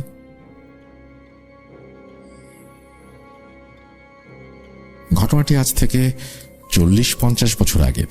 আমার নানা তখন 10 কিংবা 12 বছরের কিশোর হবেন। তারা নিতান্ত দরিদ্র হবার কারণে তিনি সেই বয়সেই মানুষের বাসায় কামলার কাজ করতেন। এক কথায় বাড়ির সব কাজই, যেমন গরু ছাগল দেখাশোনা করা, মাঠ থেকে ঘাস কেটে নিয়ে আসা ইত্যাদি, এবং তিনি যা মাইনে পেতেন তা দিয়েই সংসার চলত। তিনি তুলারাশির জাতক ছিলেন। ছোটবেলা থেকেই তাকে অদৃশ্য কেউ পছন্দ করত, মানে জিন জাতীয় কিছু। তিনি রোজকার মতো একদিন ঘাস কাটতে বেরিয়েছেন এক মস্ত ফসলি জমিতে। জমিটা এত বড় ছিল যে জমির মাঝ বরাবর থাকলে আশেপাশের গ্রামের গাছপালাও দেখা যেত না। সেদিন ভর দুপুরে তিনি ঘাস কাটছিলেন। হঠাৎ তিনি লক্ষ্য করলেন তার পাশে একজন বৃদ্ধা দাঁড়িয়ে আছে। খুব ফর্সা দেখতে, গায়ের চামড়াগুলো ঝুলে গিয়েছিল, এমন একটা অবস্থা। বৃদ্ধাটি বললেন, কিরে, টাকা নিবি? নানু যেহেতু অত্যন্ত গরিব, তাই তিনি তাড়াতাড়ি বললেন, হ্যাঁ লাগবে। তখনই নানু দেখল হঠাৎ অদৃশ্য থেকে একে একে 5টি স্বর্ণ মুদ্রা ভর্তি হয়ে একটা হাড়ি তার সামনে এসে পড়ল। নানু তখন কম বয়সী হওয়ায় সেটা প্যারানর্মাল কিছু আন্দাজ করতে পারেননি। হঠাৎ বৃদ্ধা বলল, এগুলো কিসে নিবি? তখন নানু তার কোমরে থাকা গামছাটি খুলে বিছিয়ে দিল। এগুলোতে দিন, আমি এগুলো গামছায় বেঁধে বাড়ি নিয়ে যাব। তখনই হঠাৎ বৃদ্ধটি রেগে আচমকা একটা থাপ্পড় বসিয়ে দিল আমার নানুর গালে। থাপ্পড়টা এত জোরে ছিল যে নানু সেখানেই অজ্ঞান হয়ে মাটিতে লুটিয়ে পড়েন এবং মুখ থেকে ফেনা বের হতে থাকে। তখন কররোদে কেউ দুপুরে জমিতে কাজ করতে যেত না, তাই বিকেলে কয়েকজন জমিতে কাজ করতে গেলে নানাকে এই অবস্থায় পড়ে থাকতে দেখে এবং নানাকে চিনত। তাই তৎক্ষণাৎ আমার নানা যার কাছে কাজ করতেন তার বাসায় নিয়ে যান। সন্ধ্যার পর নানার জ্ঞান ফিরে আসলে নানি কি হয়েছে জিজ্ঞেস করলে নানা তাকে সমস্ত ঘটনা খুলে বলেন। ঘটনা এখানে শেষ হলে পারত, না, তারপর থেকে সেই বৃদ্ধা নানার স্বপ্নে আসা শুরু করলেন। একদিন নানা রাতে খাবার খেয়ে ঘুমালে তিনি স্বপ্নে বৃদ্ধাকে দেখতে পান। বৃদ্ধাটি তাকে বলছে সে নানাকে কিছু সম্পদ দেবে, যার বিনিময়ে সে নানার কাছ থেকে কিছু একটা নিয়ে যাবে। এবং একদিন নানা রাতের খাবার খেয়ে ঘুমালে তিনি স্বপ্নে দেখেন সেই বৃদ্ধাকে। এই স্বপ্নে তাকে বলা হয় যে তিনি অনেক সম্পদ পাবেন এবং সম্পদের এক পাহারাদার বানাবেন তাকে। মানে সেই স্বপ্নতে জবাব দিয়ে দেন, তিনি বলেন যে না। এবং সেই বৃদ্ধা মাঝে মাঝে তার স্বপ্নতে আসতো এবং নানার সাথে কথা বলতো। দেখতে দেখতে দিন ছেড়ে বছর কেটে যায়। নানা বিয়ে করেন, সংসার করতে শুরু করেন। আমার নানি ছিলেন 5 ওয়াক্ত নামাজি এবং পরহেজগার ব্যক্তি। তিনি কখনো নামাজ মিস করতেন না। নানার বিষয়ে সেই বৃদ্ধা আমার নানির স্বপ্নেও আসতো এবং বারবার তোর স্ত্রীকে আমি নিয়ে যাব এবং আমার সম্পদের পাহারাদার বানাবো, এই সমস্ত কথা বলতো। নানিও স্বপ্নে তাকে না করে দিতেন এবং বলতেন তিনি যাতে তাকে নিয়ে না যান। এদিকে বৃদ্ধা নানানভাবে মাঝে মাঝে বিভিন্ন রূপ নিয়ে আসতো এবং আসার আগে জানিয়ে দিত যে কাল আমি তোর বাসায় আসব একটা ছাগল কিংবা টিয়া পাখির রূপ নিয়ে। তাই নানার রুম আগে থেকে সুন্দর করে মুছে আগরবাতি জ্বালিয়ে রাখার জন্য বলে দিত এবং তাতে তাকে যেন কেউ বিরক্ত না করে সে বিষয়েও সাবধান করে দিত। এমনি একদিন সে নানাকে জানালো যে আগামীকাল তার বাসায় টিয়া পাখির রূপ ধরে আসবে এবং খাটের একটা কোনায় বসে থাকবে। তো সেদিন নানা আগে থেকেই সবাইকে জানিয়ে রেখেছিল যে তার রুমে কোনো প্রকার টিয়া পাখি দেখলে যাতে সেই পাখিকে কোনো বিরক্ত না করা হয়। যথারীতি সেই ঘরটি সম্পূর্ণ পরিষ্কার করে রাখা হয় এবং আগরবাতি জ্বালানো হয়। সেদিন রুমে আমার খালাতো বোন বই পড়ছিল। বই পড়া শেষ করে সে বই গুছাতে যাবে, তখন ভুল করে একটা বই টেবিল থেকে পড়ে যায় এবং সেই বইটি উঠাতে গেলে তার নজর যায় খাটের দিকে। সে দেখতে পায় খাটের এক কোণে একটি সুন্দর টিয়া পাখি বসে আছে। ব্যাস, দেখা মাত্র পাখিটি ধরতে খাটের নিচে ঢুকে পড়ে এবং পাখিটিও উড়ে পালাতে চায় এবং সেইখানে তৎক্ষণাৎ ধাওয়া করে। কিছু দূর পাখিটি উড়ে অদৃশ্য হয়ে যায়। সেদিন রাতেই নানু আবার স্বপ্নে দেখতে পায়। খুব গরম মেজাজ নিয়েই নানাকে বলতে থাকেন সেই বৃদ্ধা, আজ বিরক্ত কেন করা হয়েছে? নানু তখন বললেন, ছোট্ট মেয়ে বাচ্চা, তার তো আর সেরকম বুদ্ধিটুদ্ধি হয়নি, তাই হয়তো ভুল করে ফেলেছে। জানলে অবশ্যই সে করতো না, তাকে না হয় এবারের মতো ক্ষমা করে দাও। এবারে বোঝানোর পর সেই বৃদ্ধাটি তার কথা মানলেন। একদিন নানু বাইরে মুরগির ঝোপের উপরে ঘুমিয়েছিলেন। বলে রাখা ভালো, নানুর বাসায় আগেকার দিনের মতো মুরগির ঝোপের ওপরে বসার একটা স্থান বানানো যেত। তিনি সেটার উপরেই মশারি টাঙিয়ে ঘুমিয়েছিলেন। রাত যখন গভীর তখন ঘুমের মধ্যে হঠাৎ তিনি বুঝতে পারেন তার পায়ের কাছে একটা ছাগল মাথা রেখে ঘুমাচ্ছে। তখন আমার মামাও ছাগল পালতেন। নানা রাতেই মামাকে জিজ্ঞেস করলেন তার ছাগল বাইরে বের হয়েছিল কিনা। মামা চেক করে বললেন যে তার ছাগল ঠিকঠাক জায়গাতেই আছে। নানা তখন চমকে গিয়ে ছাগলটিকে ধরতে গেলেন। দেখেন ছাগলটি মশারি চিরে উধাও। যেহেতু সেই বৃদ্ধ নানাকে না জানিয়ে এসেছিল, তাই সে নানাকে অনেক বকাঝকা করে। আর নানাকে এখনো তার কথা মতো চলতে হয়। যদি সে বলে চুল বড় রাখতে, তাহলে চুল বড় রাখতে হবে। যদি সে বলে চুল ছোট করতে, ছোট করতে হবে। এই ছিল ঘটনা। জানি না কতটা ভয়ঙ্কর, বিশ্বাস করা বা না করাটা একান্তই আপনাদের ব্যাপার। তবে 100% যে সত্য এই ঘটনাটি তা নির্দ্বিধায় বলতে পারি। ধন্যবাদ জানাচ্ছি রাসেল ভাইকে কষ্ট করে ঘটনাটি পড়ে শোনানোর জন্য। আপনাকেও অসংখ্য ধন্যবাদ এবং আশা করছি আপনি যে লিখেছেন তারপরে যে আমার কাছে আব্বু আম্মুর অনেক ঘটনা রয়েছে, সময় পেলে সেগুলো পাঠাবো। আমি আপনার ঘটনার অপেক্ষায় থাকলাম। আশা করছি খুব দ্রুতই আপনার ঘটনা আপনি পাঠাবেন। আমরা চলে যাব আমাদের পরবর্তী ঘটনায়।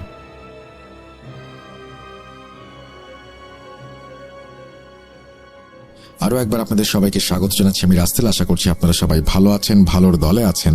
আমিও ভালো আছি, ভালোর দলে আছি। আর অডিও ক্লিপ আরও একটা শোনাতে চাই এই মুহূর্তে। যারা সাথে আছেন সাথে থাকুন প্লিজ। আমরা চলে যাচ্ছি আমাদের অডিও ক্লিপে।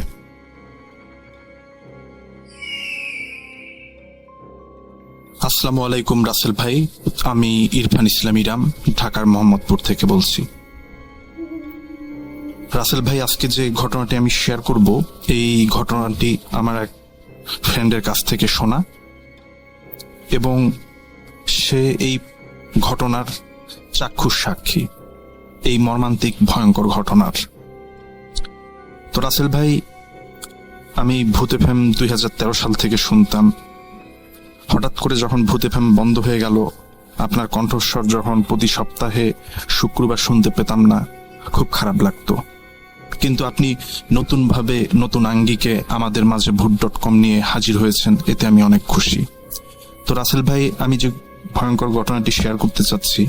এই ঘটনাটি শেয়ার করার আগে একটু ভূমিকা দিতে চাই যে ঘটনাটা রাসেল ভাই কিভাবে আমি জানতে পারলাম। পৃথিবীতে রাসেল ভাই অনেক কিছুই ঘটে, পৃথিবীতে কোটি কোটি মানুষ, কিছু না কিছু মানুষের জীবনে অনেক ভয়ঙ্কর কিছু ঘটে যায়। ঠিক তেমনি এই ঘটনাটি। রাসেল ভাই, আমার মা মিরপুরে একটি হাসপাতালে ভর্তি ছিল।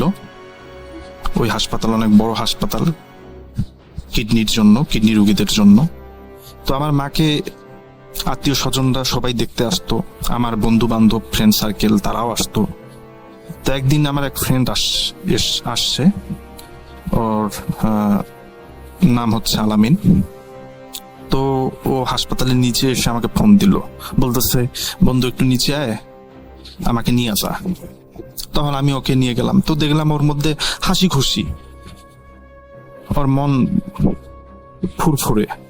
তো হঠাৎ করে যখন 6 তলায় গেলাম হাসপাতালের, তো একটা সময় দেখতেছি ওর মানে আমার মায়ের সাথে আছে, তো দেখলাম ওর মনটা কেন জানি বিমর্ষ।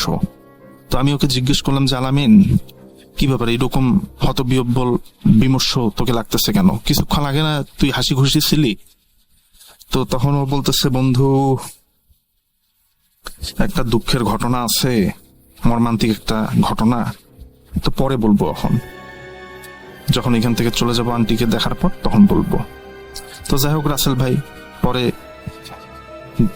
ও আমার মাকে দেখলো, কথাবার্তা বললো। যখন ও চলে যাবে তখন আমাকে বলতেছে, বন্ধু আয় নিচে আয়, তোকে আমি এই ঘটনাটা বলবো।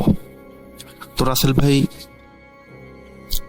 তারপর আমি ওর সাথে নিচে যাই, তখন ও এই ঘটনাটা বলা শুরু করে যে আসলে কি মর্মান্তিক ঘটনা। আমিও কিন্তু শোনার জন্য খুব আগ্রহ নিয়ে আছি। তখন ও বলল যে ওর আলামিনের বাসা হচ্ছে আমিন বাজারের ওখানে, ওরা ওখানকার স্থানীয়।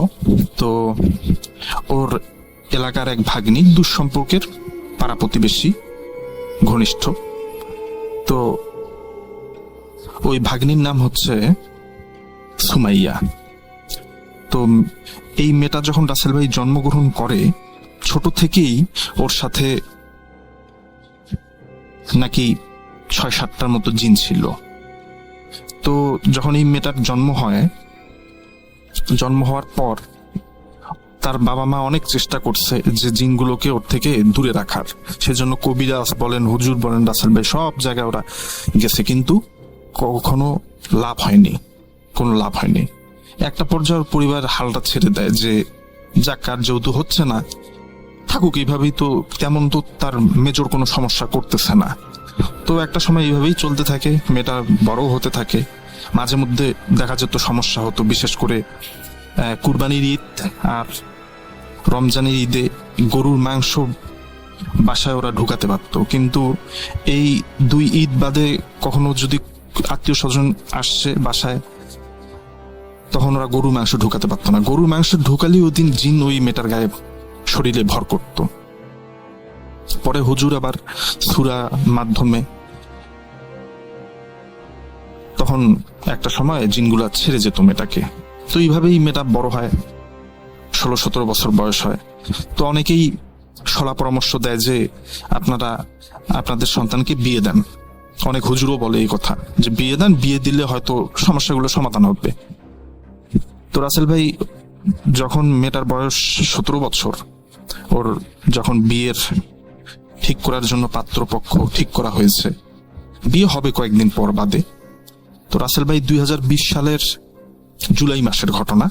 তখন রাসেল ভাই সারা বাংলাদেশে করোনা প্রচুর ভাবে ছিল, আমরা জানি সবাই।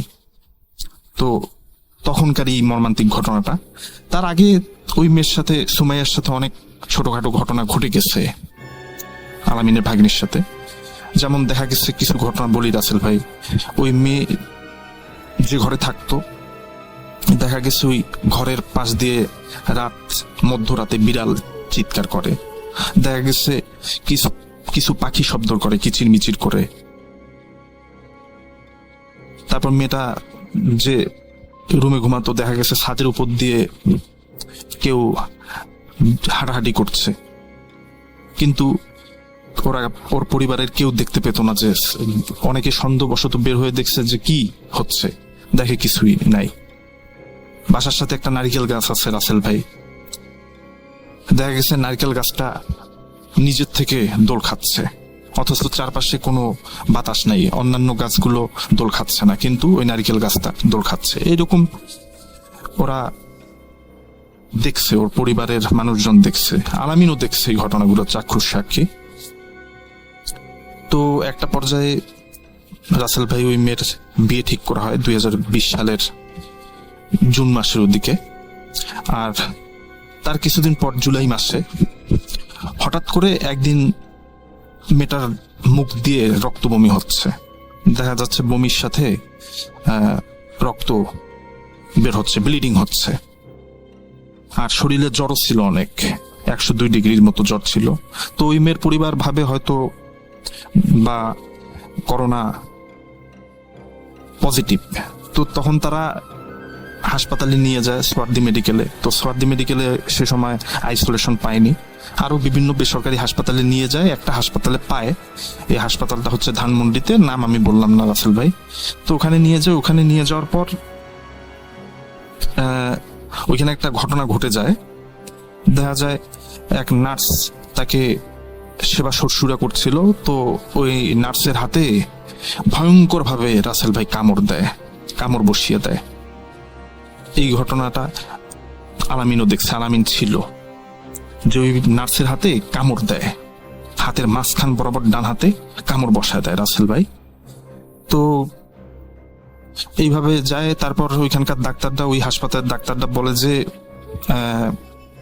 এই মেয়ের হয়তো বা কিডনির সমস্যা আছে, আপনারা তাহলে একটা কিডনি হাসপাতালে নিয়ে যান। তখন রাসেল ভাই, আমার মা যে হাসপাতালে ভর্তি ছিল দীর্ঘদিন, সেই হাসপাতালে ওই মেয়েকে অ্যাডমিট করা হয়। আমার মা ছিল যে তলায়, তার নিচতলায় ঘটনা, এটা 4th তলার ঘটনা। তো ওই হাসপাতালে মেয়েটাকে ভর্তি করা হয় মিরপুরে, নাম আমি হাসপাতালটা উল্লেখ করলাম না রাসেল ভাই।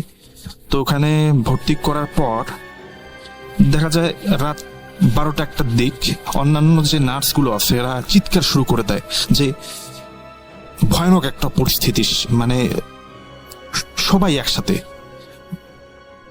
চিৎকার দিয়ে যখন আসে সবাই। আলামিনদা তো বাইরে অপেক্ষা করতেছিল, সেই সময় ভিতরে কাউকে প্রবেশ করতে দিত না। বাইরে মানে হাসপাতালের বাইরে বলতে পেশেন্টের যে রুমগুলো আছে, কেবিনের বাইরে একবারে আত্মীয় স্বজনেরা এদের মানে থাকার বন্দোবস্ত ছিল। অনেকে দেখা গেছে সব বিছিয়ে থাকতো, পাটি বিছিয়ে থাকতো। তো আলামিনরাও লাফ দিয়ে উঠে যে কি হলো।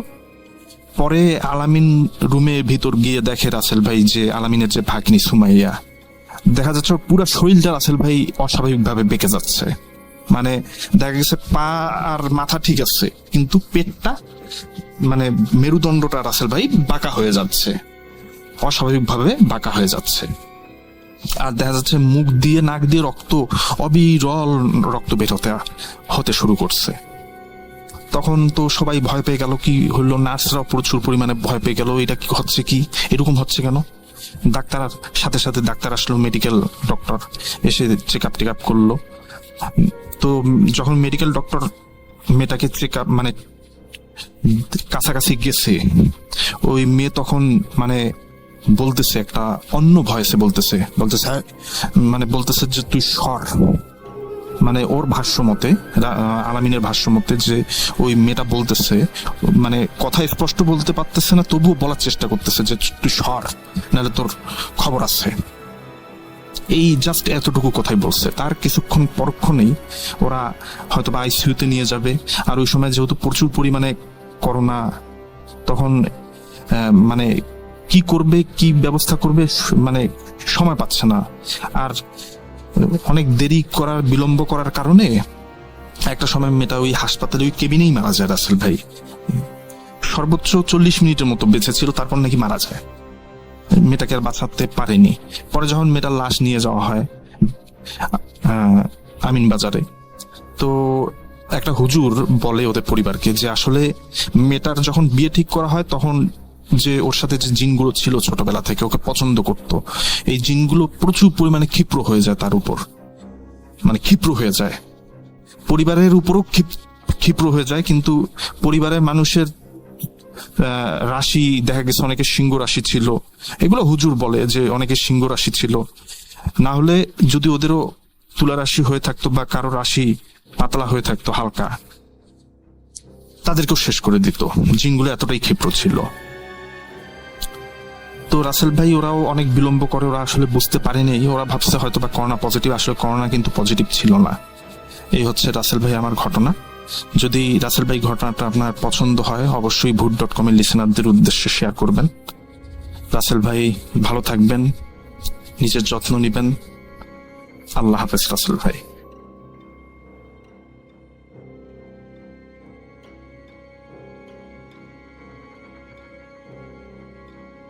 আসসালামু আলাইকুম রাসেল ভাইয়া, আশা করি ভালো আছেন। আমিও আলহামদুলিল্লাহ ভালো আছি। আমি মারুফ। আমি অন্যদের মতো আপনার ভূত.com এর অনেক বড় ভক্ত। বেশ কয়েক বছর হলো আপনার মুখে এই ভূতের ঘটনাগুলো শুনে আসছি, অনেক ভালো লাগে। আমি রাত দিন যখন একটু সময় পাই তখনই আপনার কণ্ঠে ঘটনাগুলো শুনি। এবার ঠিক করলাম অনেক তো শুনেছি, লিখে পাঠাই। ঘটনাটা অনেক আগে আমার এক বন্ধু রিফাতের মায়ের কাছে শুনেছিলাম, সেটাকে কিছু খণ্ডে বিভক্ত করেছি। প্রথম খণ্ড সাহস করে লিখে ফেললাম। আসলে ঘটনাটা অনেক বড় হওয়ায় এভাবে খণ্ডে খণ্ডে লেখা। আশা করব ঘটনাটা আপনার এবং শ্রোতা বন্ধুদের ভালো লাগবে। যদি ভালো লাগে আমি বাকি খণ্ডগুলো লিখে পাঠাবো। এখানে ব্যবহৃত নামগুলো ছদ্ম, কারণ আমার বন্ধু মা চান না আমি তাদের নাম পরিচয় দেই। গ্রামের নামটা সবার সামনে তুলে ধরি। ঘটনাটির জেলা সিরাজগঞ্জ, থানা শাহজাদপুর।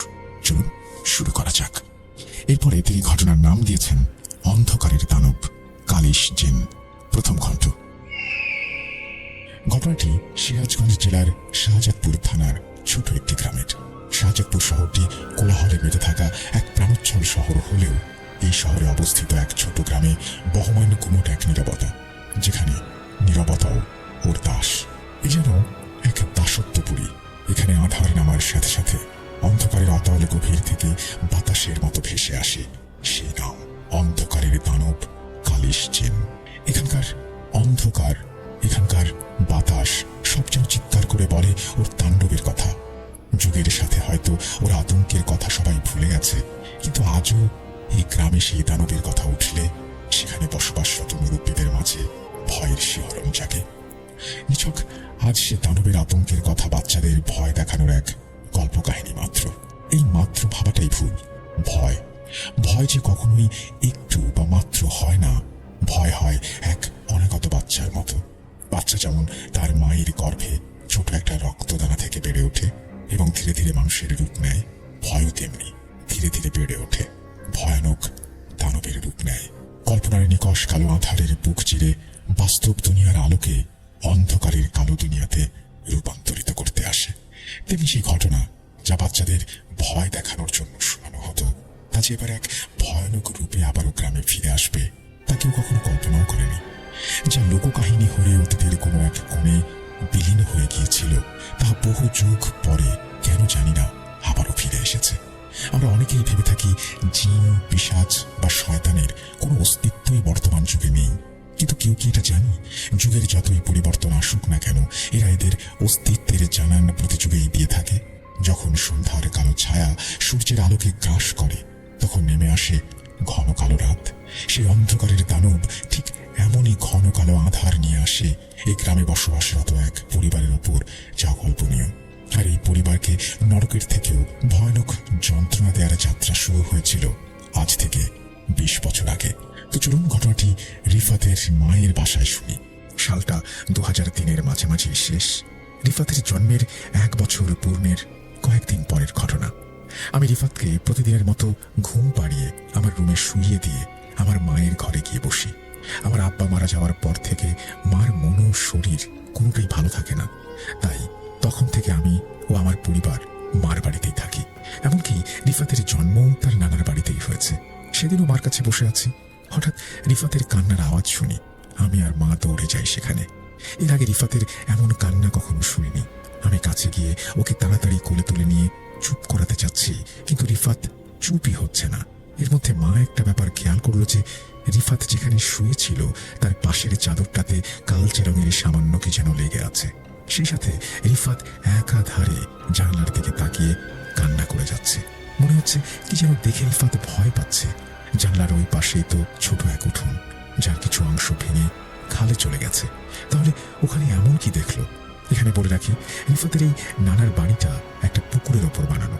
এই বাড়ির পাশ দিয়ে একটা পুকুর বয়ে চলে গেছে।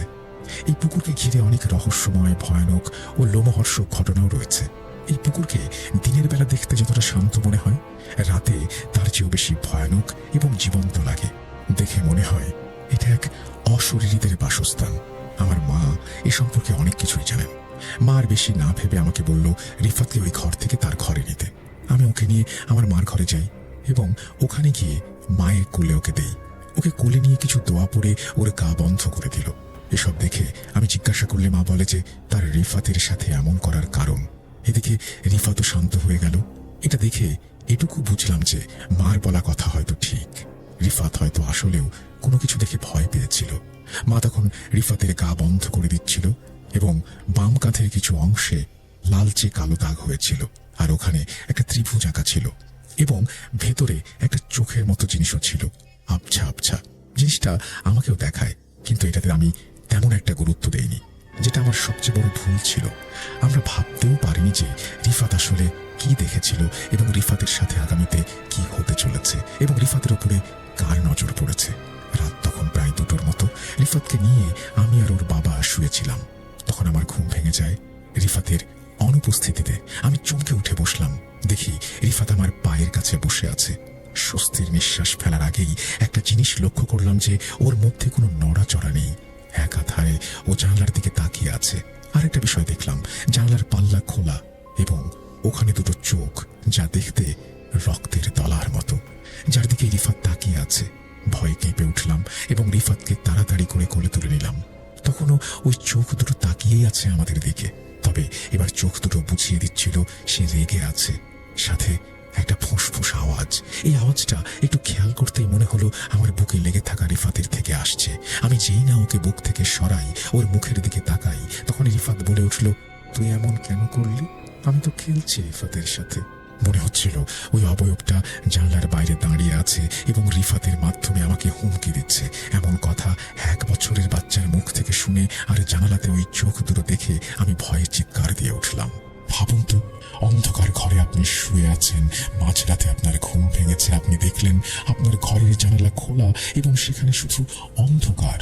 সেই অন্ধকারে 2টো রক্তচক্ষু জ্বলজ্বল করছে এবং 1 বছরের বাচ্চা যে ঠিকমতো বসতেও পারে না, সে আপনাকে হুমকি দিচ্ছে। আমার চিৎকারে ওর বাবা উঠে পড়লো। আমাকে বলতে লাগলো কি হয়েছে। আমি যেই না জানলার দিকে হাত তুলে দেখাতে গেলাম যে ওখানে কেউ আছে, তখন অবাক হয়ে তাকিয়ে থাকলাম। একটু আগেও দেখেছিলাম জানলা খোলা, এখন বন্ধ কিভাবে? এদিকে রিফাতও দেখি ঘুমিয়ে আছে। কি হচ্ছে আমার সাথে? বুঝে ওঠার আগেই বাবা বলল, কই, কোথাও তো কিছু নেই। তাকে সব বললাম, কিন্তু রিফাতের বাবা বলল, এখানে কিছু নেই, সবই তোমার মনের ভুল। মাথা শুয়ে পড়ো। সব বাদ দিয়ে আমি শুতেই যাব। এর মধ্যে আচমকা আমাদের চালের উপর থেকে কাকের আওয়াজ আসা শুরু করলো। সে সাথে রিফাত কেঁপে কেঁপে উঠে কান্না শুরু করলো। আমি এর মধ্যে অনুভব করলাম রুমটা কেমন যেন ভ্যাপসা গরম এবং গন্ধে ভরে উঠেছে। আমি ওর বাবাকে বলি, ঘরটা কেমন ভ্যাপসা গরম, অথচ শীতকাল তখন। এদিকে রিফাতের নানি ছুটে চলে এসেছে। আমি তাকে সব কথা বলতে সে অবাক হয়ে বলল, কই, আমি তো কোনো গরম অনুভব করছি না। এ কি, আসলেই তো, কোথায় গন্ধ, কোথায় গরম? আমি মাকে বারবার বোঝানোর চেষ্টা করছিলাম এবং রিফাতের বাবাকে বলতে বলি যে তুমিও তো অনুভব করেছিলে সবকিছুই, তাহলে মাকে বলো। কিন্তু রিফাতের বাবা এগুলোকে মনের ভুল বলে শুয়ে পড়তে বলে সবাইকে। রিফাতের নানিও আমাকে বেশিক্ষণ আর কথা বাড়াতে না দিয়ে যাওয়ার আগে বলে দোয়া পড়ে শুতে। আমি তাই করলাম। এর কিছুক্ষণ পর একটা ব্যাপার খেয়াল করলাম, এবার চালের উপর কেউ হাঁটছে এবং সেই সাথে ফুসফুস একটা আওয়াজ। গা ভার হতে লাগলো। জানি না কতক্ষণ এই শব্দ শুনেছি, আর এভাবেই একটা সময়ে ভয়ে ভয়ে রিফাতকে জড়িয়ে ধরে ঘুমিয়ে পড়েছি। সকালে উঠে মাকে আবারও বললাম সব কথা। এবার সে একটু ভাবনায় পড়ে গেল। হঠাৎ সে বলে ওঠে, হতেও পারে তাহলে ওকে তোর দাদি অর্থাৎ বুলিকে দিয়ে একটু ঝাড়িয়ে নিয়ে আসতে হবে। কোনো বিপদ হলো কিনা? ছোট থেকেই রিফাতকে তিনি ভালোবাসতেন। তিনি অল্প বিস্তর ঝাড়ফুঁক জানতেন, কারণ তার সাথে জিন আছে।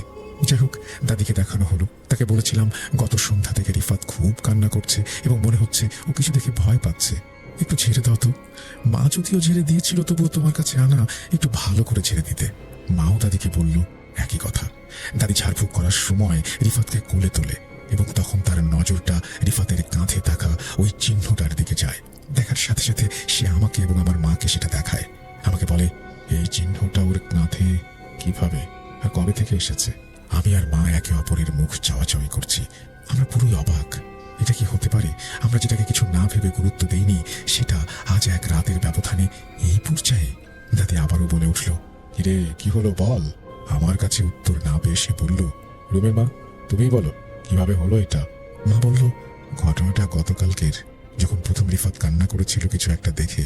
সেদিন রিফাত যখন কান্না করছিল, ওর কান্না দেখে আমি সন্দেহ করেছিলাম যে খারাপ কিছু একটা দেখে ভয় পেয়েছে। আমি তখনই কাঁধে এই চিহ্নটা দেখি, কিন্তু আজব করা বিষয় হলো তখন তাতে স্পষ্ট ছিল না। এত স্পষ্ট হলো কখন, কিভাবে? আমরা এটাকে কোনো গুরুত্বই দেইনি। সে বলল, আচ্ছা আমি ঝাড়ফুঁক করে দিলাম, এখন আর কিছু না হওয়ারই কথা, তবে দেখা যাক, আল্লাহ ভরসা। দাদিও বুঝতে পারেনি সামনে রিফাতের জন্য কি অপেক্ষা করছে। তবে আমাদের মুখ থেকে সব শোনার পর আমার দাদির মুখে এক অজানা দুশ্চিন্তার বলিরেখা নেমে আসে, কিন্তু তাকে আর কোনো কিছু জিজ্ঞেস করা হয়নি। এই ঝাড়ফুঁকের পর তেমন আর কিছু হয়নি, সব শান্তই ছিল। রিফাতের ভয়ানকভাবে কান্না করা প্রায় থেমে গেছে। আমরা এখন চিন্তামুক্ত। হঠাৎ তৃতীয় দিনের মাথায় খবর এলো দাদি নাকি খুব অসুস্থ। সে নাকি দুদিন আগেই তাদের বাসার ছাদ থেকে পড়ে গেছে। এটা শুনে আমরা সবাই দাদিকে দেখতে যাই। গিয়ে দেখি তার মাথায় ব্যান্ডেজ, গলায় পড়ছে। দাদি কথাটাও বলতে পারছে না ভালো করে। দাদি আমাদের দেখে হঠাৎ অস্থির হতে লাগলো, বিশেষ করে রিফাতকে দেখে। মনে হলো রিফাতকে নিয়ে কিছু বলতে যাচ্ছে। আমি লিপিকে, অর্থাৎ দাদির মেয়েকে বললাম, ফুপু এটা কিভাবে হলো? লিপি ফুপু আমাকে বলতে শুরু করলো, দুদিন আগে যখন তোমরা রিফাতকে নিয়ে ঝাড়ফুঁক করাতে আসলে, তারপর থেকে মায়ের মুখে এক প্রকার চিন্তার ছাপ লক্ষ্য করছিলাম আমি। কারণ জানতে চাইলে মা কিছু না বলে প্রায় ঘন্টা খানিকের জন্য তার ঘরে গিয়ে দরজা বন্ধ করে, তার সাথে থাকা জিনদের সাথে কথা বলে। এরপর সে হন্তদন্ত হয়ে ঘর থেকে বের হয়ে আসে। আবারও জানতে চাইলে মা কিছু বলে না, শুধু এটুকুই বলে, রিফাতের অনেক বড় বিপদ, সাবধান হতে হবে ওদের। পুরো কথা বলে না, শুধু একটাই জেদ ধরে বসে রইল, সে এখন তোমাদের বাড়ি যাবে। অস্থির হয়ে উঠল তোমাদের বাড়ি যাওয়ার জন্য। আমি বললাম, এখন সন্ধ্যা হয়ে গেছে, কালকে নিয়ে যাব। কথা শেষ করে আমি মায়ের জন্য অজুর পানি আনতে গেছি, কারণ ততক্ষণে মাগরিবের আজান হয়ে গেছে। এর মধ্যে শুনি মায়ের এক ভয়ানক চিৎকার। আমি দৌড়ে বাইরে এসে দেখি মাকে যেখানে বসিয়ে রেখে গিয়েছিলাম ওখানে মা নেই। আমি মা মা করে ডাকছি আর প্রতিটা রুম খুঁজছি। এদিকে বাড়িতে ভাইও নেই, আমি একা, মাকেও খুঁজে পাচ্ছি না। চিন্তা ও ভয়ে যখন আমি বিভোর, হঠাৎ শুনতে পাই গোঙানির আওয়াজ। আমি এক প্রকার ভয়ে ভয়ে আওয়াজটাকে অনুসরণ করে বাইরে এসে দেখি মা মেইন গেটের সামনে পড়ে আছে আর গোঙাচ্ছে। তাকে তাড়াতাড়ি করে তুলে আনতে গেলাম। তাকে তোলার সময় সে আমাদের বাড়ির ছাদের দিকে ইশারা করতে লাগলো। তার ইশারাকে অনুসরণ করতেই আমার মনে হলো আমি এক প্রকার কালো ধোঁয়ার মতো কোনো বাচ্চার অবয়বকে দৌড়ে ছাদের ওপাশে চলে যেতে দেখলাম। ব্যাপারটা এত তাড়াতাড়ি হলো যে বুঝতেই পারছিলাম না কি হলো। এদিকে মায়ের এই অবস্থা, সব বাদ দিয়ে আমি মাকে ঘরে নিয়ে এলাম। তখন থেকে এখন পর্যন্ত অবস্থা এমন। তবে একটা কথা শুনে অবাক হবি যে কেউ মাকে মারার চেষ্টা করছে, কারণ মায়ের গলায় কালচে চিহ্ন পাওয়া গেছে, যেমনটা কেউ কারো গলা চাপলে হয়। আরো জানলে অবাক হবি যে হাতের ছাপটা ছিল একটা বাচ্চার। আমি বললাম, কিভাবে সম্ভব? একটা বাচ্চা কিভাবে দাদিকে গলা টিপবে? ফুপু বলল, আমিও তাই ভেবেছিলাম, কিন্তু যখন ডাক্তার বলল মায়ের গলাটা শক্ত করে চেপে ধরা হয়েছিল, গলার রক্ত শিরাগুলো কিছুটা ক্ষতিগ্রস্ত হয়েছে, আমার কি মনে হলো জানিস? ব্যাপারটা স্বাভাবিক নয়। আমার মনে হচ্ছে ব্যাপারটা খুবই জটিল এবং তোর ছেলের সাথে এর যোগসূত্র থাকতে পারে। আমি বললাম, কিভাবে? আমার তো মনে হয় মায়ের সাথে যে জিনগুলো আছে এটা তাদের কাজ। ফুপু বলল, না রে, আমার মায়ের সাথে এগুলো না। মানলাম তারা মায়ের উপরে ক্ষেপে আছে, কিন্তু এভাবে তারা আঘাত করবে না। আর তোরা তো জানিসই ওদের অনেক নিয়ম কানুন আছে যেগুলো মা পালন করতে পারবে না, আর সে কারণেই তাকে কবিরাজির ক্ষমতা দেওয়া হয়নি। তবুও তারা সাথে থাকায় মা ছোটখাটো ঝাড়ফুঁক করে আর ছোট বড় বিপদের আভাসও পায়। আর এবার যে ইঙ্গিত পেয়েছে, আমার মনে হয় বিপদটা ছোটখাটো নয়, কারণ এই বিপদটা টের পাওয়ার পর থেকেই মা অস্থির হয়ে উঠেছিল। আমার মনে হয় কেউ তো আছে যে বাধা দিচ্ছে তোদের সাহায্য করতে, কেউ চাইছে মা সাহায্য না করুক, নিজেদের খেয়াল রাখ, আর ভালো কবিরাজ দেখা। আমার মনে হয় না এটা স্বাভাবিক কিছু। মা কথা বলতে পারছে না যে শুনবো কি হয়েছে। এতক্ষণে ফুপু যা বলল, আমার মাও সব শুনলো। তারপর মা ফুপুকে বলল, তুই যা আশঙ্কা করছিস তা যদি সত্যি হয় তাহলে কিছু একটা কর, ভালো একটা কবিরাজের সন্ধান দে। ফুপু বলল, সেভাবে তো কাউকে চিনি না, তবে গ্রামের একজন আছে, তার পরিবার নাই, কবিরাজি করে সে, তার দ্বারা অনেকেই উপকার পেয়েছে। আচ্ছা দেখি, আমি খোঁজ নিয়ে জানাবো। এরপর আমরা বাড়ি চলে আসি। রিফাত সারাদিন ভালোই ছিল। ওকে বিকেলের দিকে ঘুম পাড়িয়ে আমি কাজ করছিলাম। হঠাৎ সন্ধ্যা নামার সাথে সাথে আমার কানে ভেসে এলো রিফাতের কান্নার আওয়াজ। মা বলল, যা দেখ, ঘুম থেকে উঠেছে, তাই কান্না করছে হয়তো, নিয়ে আয় ওকে আমার কাছে। বললাম, ঠিক আছে, আমি আনছি। ওকে আনার জন্য আমার রুমের কাছাকাছি আসতেই শুনি রিফাত হাসছে, যেন কারোর সাথে খেলছে। আমি এটা শুনেই ফুপুর বলা কথাগুলো মনে করতে থাকি। আমি এক প্রকার ভয়েই রুমের দরজাটা হালকা করে খুলে দেখলাম। যা দেখলাম তাতে নিজেকে ঠিক রাখতে পারিনি। আমি দেখি রিফাত দরজার দিকে পিঠ দিয়ে বসে আছে, হাতে খেলনা নিয়ে খেলছে, আর ওর সামনে ওয়ালের দিকে তাকিয়ে হাসছে। ওই ওয়ালে ছিল ভয়ানক এক ছায়া মূর্তি। হে কি, কোথায় ওর শরীর? এ তো দেখি একটা শুধু ছায়া, আর সেই পরিচিত ভয়ানক রক্তচক্ষু। এটা দেখে আমার শরীর ওখানেই জমে গেছে। আমি নিজেকে না পারছি নাড়াতে, না পারছি মাকে ডাকতে। এর মধ্যে রিফাত বলে উঠল যে, কি রুমি, ওখানে কেন? এ তো আমার ছেলে নয়। রিফাতের চোখে সাদা অংশটা কোথায়? পুরোটাই কালো হয়ে গেছে। কি বিচ্ছিরি ভাবে হাসছে। আমি চিৎকার দিয়ে উঠি এবং জ্ঞান হারাই। বাকিটা আমার মা আমাকে বলেছিল। তোর জ্ঞান হারাবার পর আমি ওই ঘরে যাই কি হয়েছে সেটা দেখতে। তখন রিফাতও ঠিক আমারই কণ্ঠে আমি যা বললাম তাই বলে উঠল। কিভাবে সম্ভব? একে তো এখনো ঠিক করে কথা বলতে শেখেনি, তার উপর ও ঠিক আমার মতো করে কথা বলছে কিভাবে? আমি তোকে রেখে ওর কাছে এগিয়ে যাই, জিজ্ঞেস করি কি হয়েছে ওর, কোলে নিতে চাই। কি রিফাতকে উঠাতে পারছি না কেন? আমি ওকে টেনেও বিছানা থেকে তুলতে পারছি না। মনে হচ্ছে এটা আমাদের রিফাত নয়, এ যেন এক ভারী পাথর। তখন রিফাত বলে উঠল, কি তুলতে পারছো না আমাকে?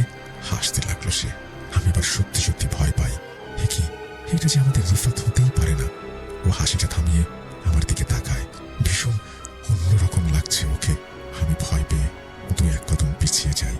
দৃশ্যটা যেমন অবাক করার মতো ছিল, তেমনি শরীর হিম করে দিয়েছিল আমার। এক পলকে সে আমার কাছে আসে। আমি চিৎকার করে চোখ বন্ধ করে ফেলি। কোনো সারা শব্দ নেই দেখে আমি চোখটা খুলি, দেখি কেউ নেই। স্বস্তির নিঃশ্বাস ফেলার আগেই আমার কাঁধে কারো হাতের উপস্থিতি টের পাই। আমি থমকে যাই।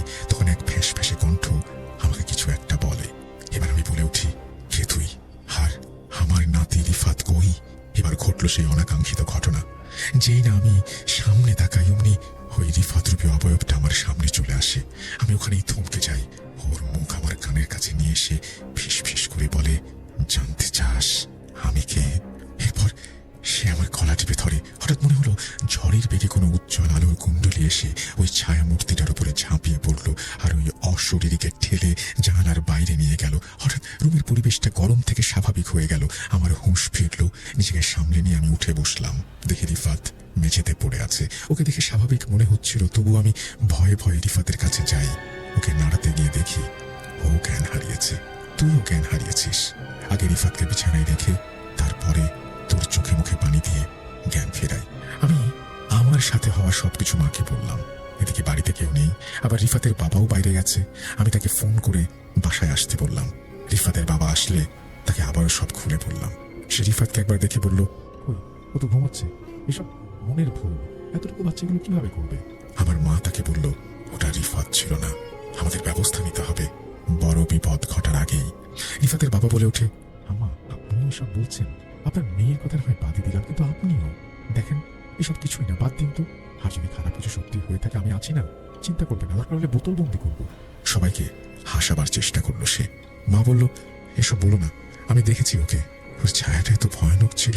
তবুও রিফাতের বাবা কথাটা গায়ে লাগায়নি, যেটা সে পরে বুঝতে পারলো যেদিন আর কিছুই করা সম্ভব হয়ে ওঠেনি। সেদিন রাতে আমরা সবাই খেয়ে শুয়ে পড়েছিলাম। হঠাৎ ঘুমের মাঝেই কারো শরীরের স্পর্শ আমার পায়ে লাগায়। আমি চমকে উঠে পড়লাম। এমনিতেই কয়েকদিন হলো বাড়িতে যেসব ভয়ানক ঘটনা ঘটছে তাতে একটু আওয়াজ হলেও আমার ভয় লাগে। কারো সংস্পর্শে ঘুম ভাঙতে আমি উঠে দেখি অন্ধকারে কালো একটা অবয়ব বসে আছে। আমি চিৎকার দিয়ে উঠি। অবয়বটা বলে ওঠে, আমি রিফাতের বাবা। এটা বলে বেড সুইচটা অন করে। আমি যেন প্রাণ ফিরে পাই, কিন্তু তাকে দেখে অনেকটা ভীতু আর অস্থির চিত্তের মনে হচ্ছিল। শীতেও সে ঘামছে। জানতে চাইলে রিফাতের বাবা বলল, আমি ঘুমিয়ে আছি, হঠাৎ কারো ডাকে আমার ঘুম ভেঙে যায়। ভালোভাবে শুনে দেখি কেউ বাবা বাবা করে ডাকছে। মনে হলো রিফাতের গলা। পাশে হাত দিয়ে দেখি রিফাত আমার পাশে নেই। এই দেখে আমি তোমায় ডাকতে যাব, কিন্তু তুমি উঠছিলেই না। আমি রিফাতকে খুঁজতে শুরু করি। দরজা বন্ধ আছে ভেতর থেকে। আম্মা বলে ডাকবো, এর মধ্যে আবারও শুনতে পাই সেই ডাক। তবে এবার সেই ডাকে এক করুণ আর্তনাদ। বারবার একটা আওয়াজই আমার কানে বাজছিল, বাবা। কেমন এক ঘোরের মধ্যে চলে যাই, আর সেই ডাকের মোহে সাড়া দেই আমি। আমার মনে হচ্ছিল রিফাত আমায় ডাকছে। হঠাৎ কিছুতে হোঁচট খেয়ে আমার হুঁশ ফেরে। আমি তখন বুঝতে পারি যে আমি আমাদের ঘরের পেছনের দিকটায় আছি। আমি অবাক হয়ে তাকিয়ে থাকি আর ভাবি, এখানে কিভাবে এলাম? আমি তো রিফাতকে খুঁজছিলাম। কিছু বুঝে উঠতে না পেরে আমি ফিরে আসতে যাব, তখন আমার মনে হলো আমার পেছন থেকে কেউ হেঁটে যাচ্ছে। আমি থেমে যাই, পেছনে ফিরে তাকাই, কেউ নেই। সব মনের ভুল ভেবে আবারও ঘরের দিকে হাঁটা দেই। এবার পেছন থেকে সেই বাবা ডাকটা আবারও কানে বাজে, ফ্যাঁস ফ্যাঁসে, করুণ কঞ্চ, কান্না মিশ্রিত। আমি পেছনে ঘুরে তাকাই, তবে এবার সে সাথে বলে উঠি, কে ডাকে? রিফাত। হঠাৎ সামনের অন্ধকারের ভেতর থেকে কারো আওয়াজ ভেসে উঠল, বাবা। আমি বললাম, কে ডাকছে আমাকে? সামনে এসো। আবার সেই ডাকটা শুনি। এবার ভালো করে খেয়াল করে বুঝতে পারলাম ডাকটা অন্ধকারে থাকা ওই আম গাছটার ভেতর থেকে আসছে। আমি বলি, কে কে ওখানে? এটা বলতেই লক্ষ্য করলাম আম গাছটার পেছন থেকে ছোট একটা হাত বের হলো। দেখে মনে হচ্ছিল কোনো বাচ্চার হাত ওটা, কিন্তু অন্ধকার হওয়ায় ঠিক বুঝে উঠতে পারছিলাম না কি করব। এরপর আমি আবারও বলি, কে ওখানে? দেখি কেউ মাথা বের করলো। আমাকে দেখে বাচ্চাটা হাসছে। আমি এক প্রকার ভয়ে ভয়ে বললাম, কে তুমি? ওখানে কি করছো? এটা বলতেই বাচ্চাটা বলল, বাবা, কাছে এসো। আমি বললাম, তুমি এসো আমার কাছে। এটা বলতেই বাচ্চা অবয়বটা বেরিয়ে এলো গাছের আড়াল থেকে। তখন বুঝতে পারলাম সে আমার ছেলে রিফাত। আমি বলে উঠলাম, বাবা, তুমি এখানে কি করছো একা একা? আমি ভুলেই গেছি যে আমার ছেলে তো কথাই শেখেনি, হাঁটা তো দূরের কথা। সেখানে এই বাচ্চাটা বড় মানুষের মতো আচরণ করছে। বাচ্চারূপী অবয়বটা আমার সাথে কথা বলে উঠল, আসো বাবা, আসো আমার কাছে। আমি আবারও কোন মোহে ওর কাছে ছুটে যাচ্ছিলাম। হঠাৎ আমার গায়ে একটা ঠান্ডা দমকা হাওয়া লাগলো, আর তারপরে আমার হুঁশ ফিরল। আমি দেখি আমি আম গাছটার একদম কাছে দাঁড়িয়ে আছি, কিন্তু সেখানে তো কেউ নেই। এর মধ্যে শুনতে পাই ধস্তাধস্তির আওয়াজ। ভালো করে লক্ষ্য করে বুঝতে পারি আওয়াজটা আসছে পুকুর থেকে। এবার পুকুর পাড়ের দিকে ভালো করে তাকালে আমি দেখতে পাই সেই বাচ্চা অবয়বটা অদৃশ্য কারোর সাথে ধস্তাধস্তি করছে। আমি ভয় পেয়ে যাই। আরো ভয় পাই এটা দেখে যে বাচ্চা অবয়বটা ধস্তাধস্তি করছে সে একদম আমার ছেলের মতো নয়, এ তো এক দানব। আমি এসব দেখে পালাতে চাইছি, কিন্তু কেন জানি না আমার পা নড়ছেই না। এর মধ্যে দেখি অবয়বটা পানিতে ঝাঁপিয়ে পড়লো। হঠাৎ পুরো পরিবেশটা হালকা ও শান্ত হয়ে গেল। আমি নিজেকে হালকা মনে করতে লাগলাম, দেখি নিজেকে ডরাতে পারছি না। আমি আর দেরি না করে ওখান থেকে পালাতে লাগলাম, কিন্তু এর মধ্যে হঠাৎ পেছন থেকে আবারও সেই ডাক শুনলাম, বাবা। এটা শুনে আমার পা থমকে গেল। পেছনে তাকিয়ে দেখি কেউ নেই। আমি থেমে যাই, বোঝার চেষ্টা করি কে ডাকছে আমাকে।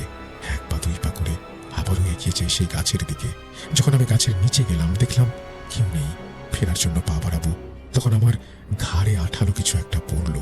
হাত দিয়ে দেখি তরল এক পদার্থ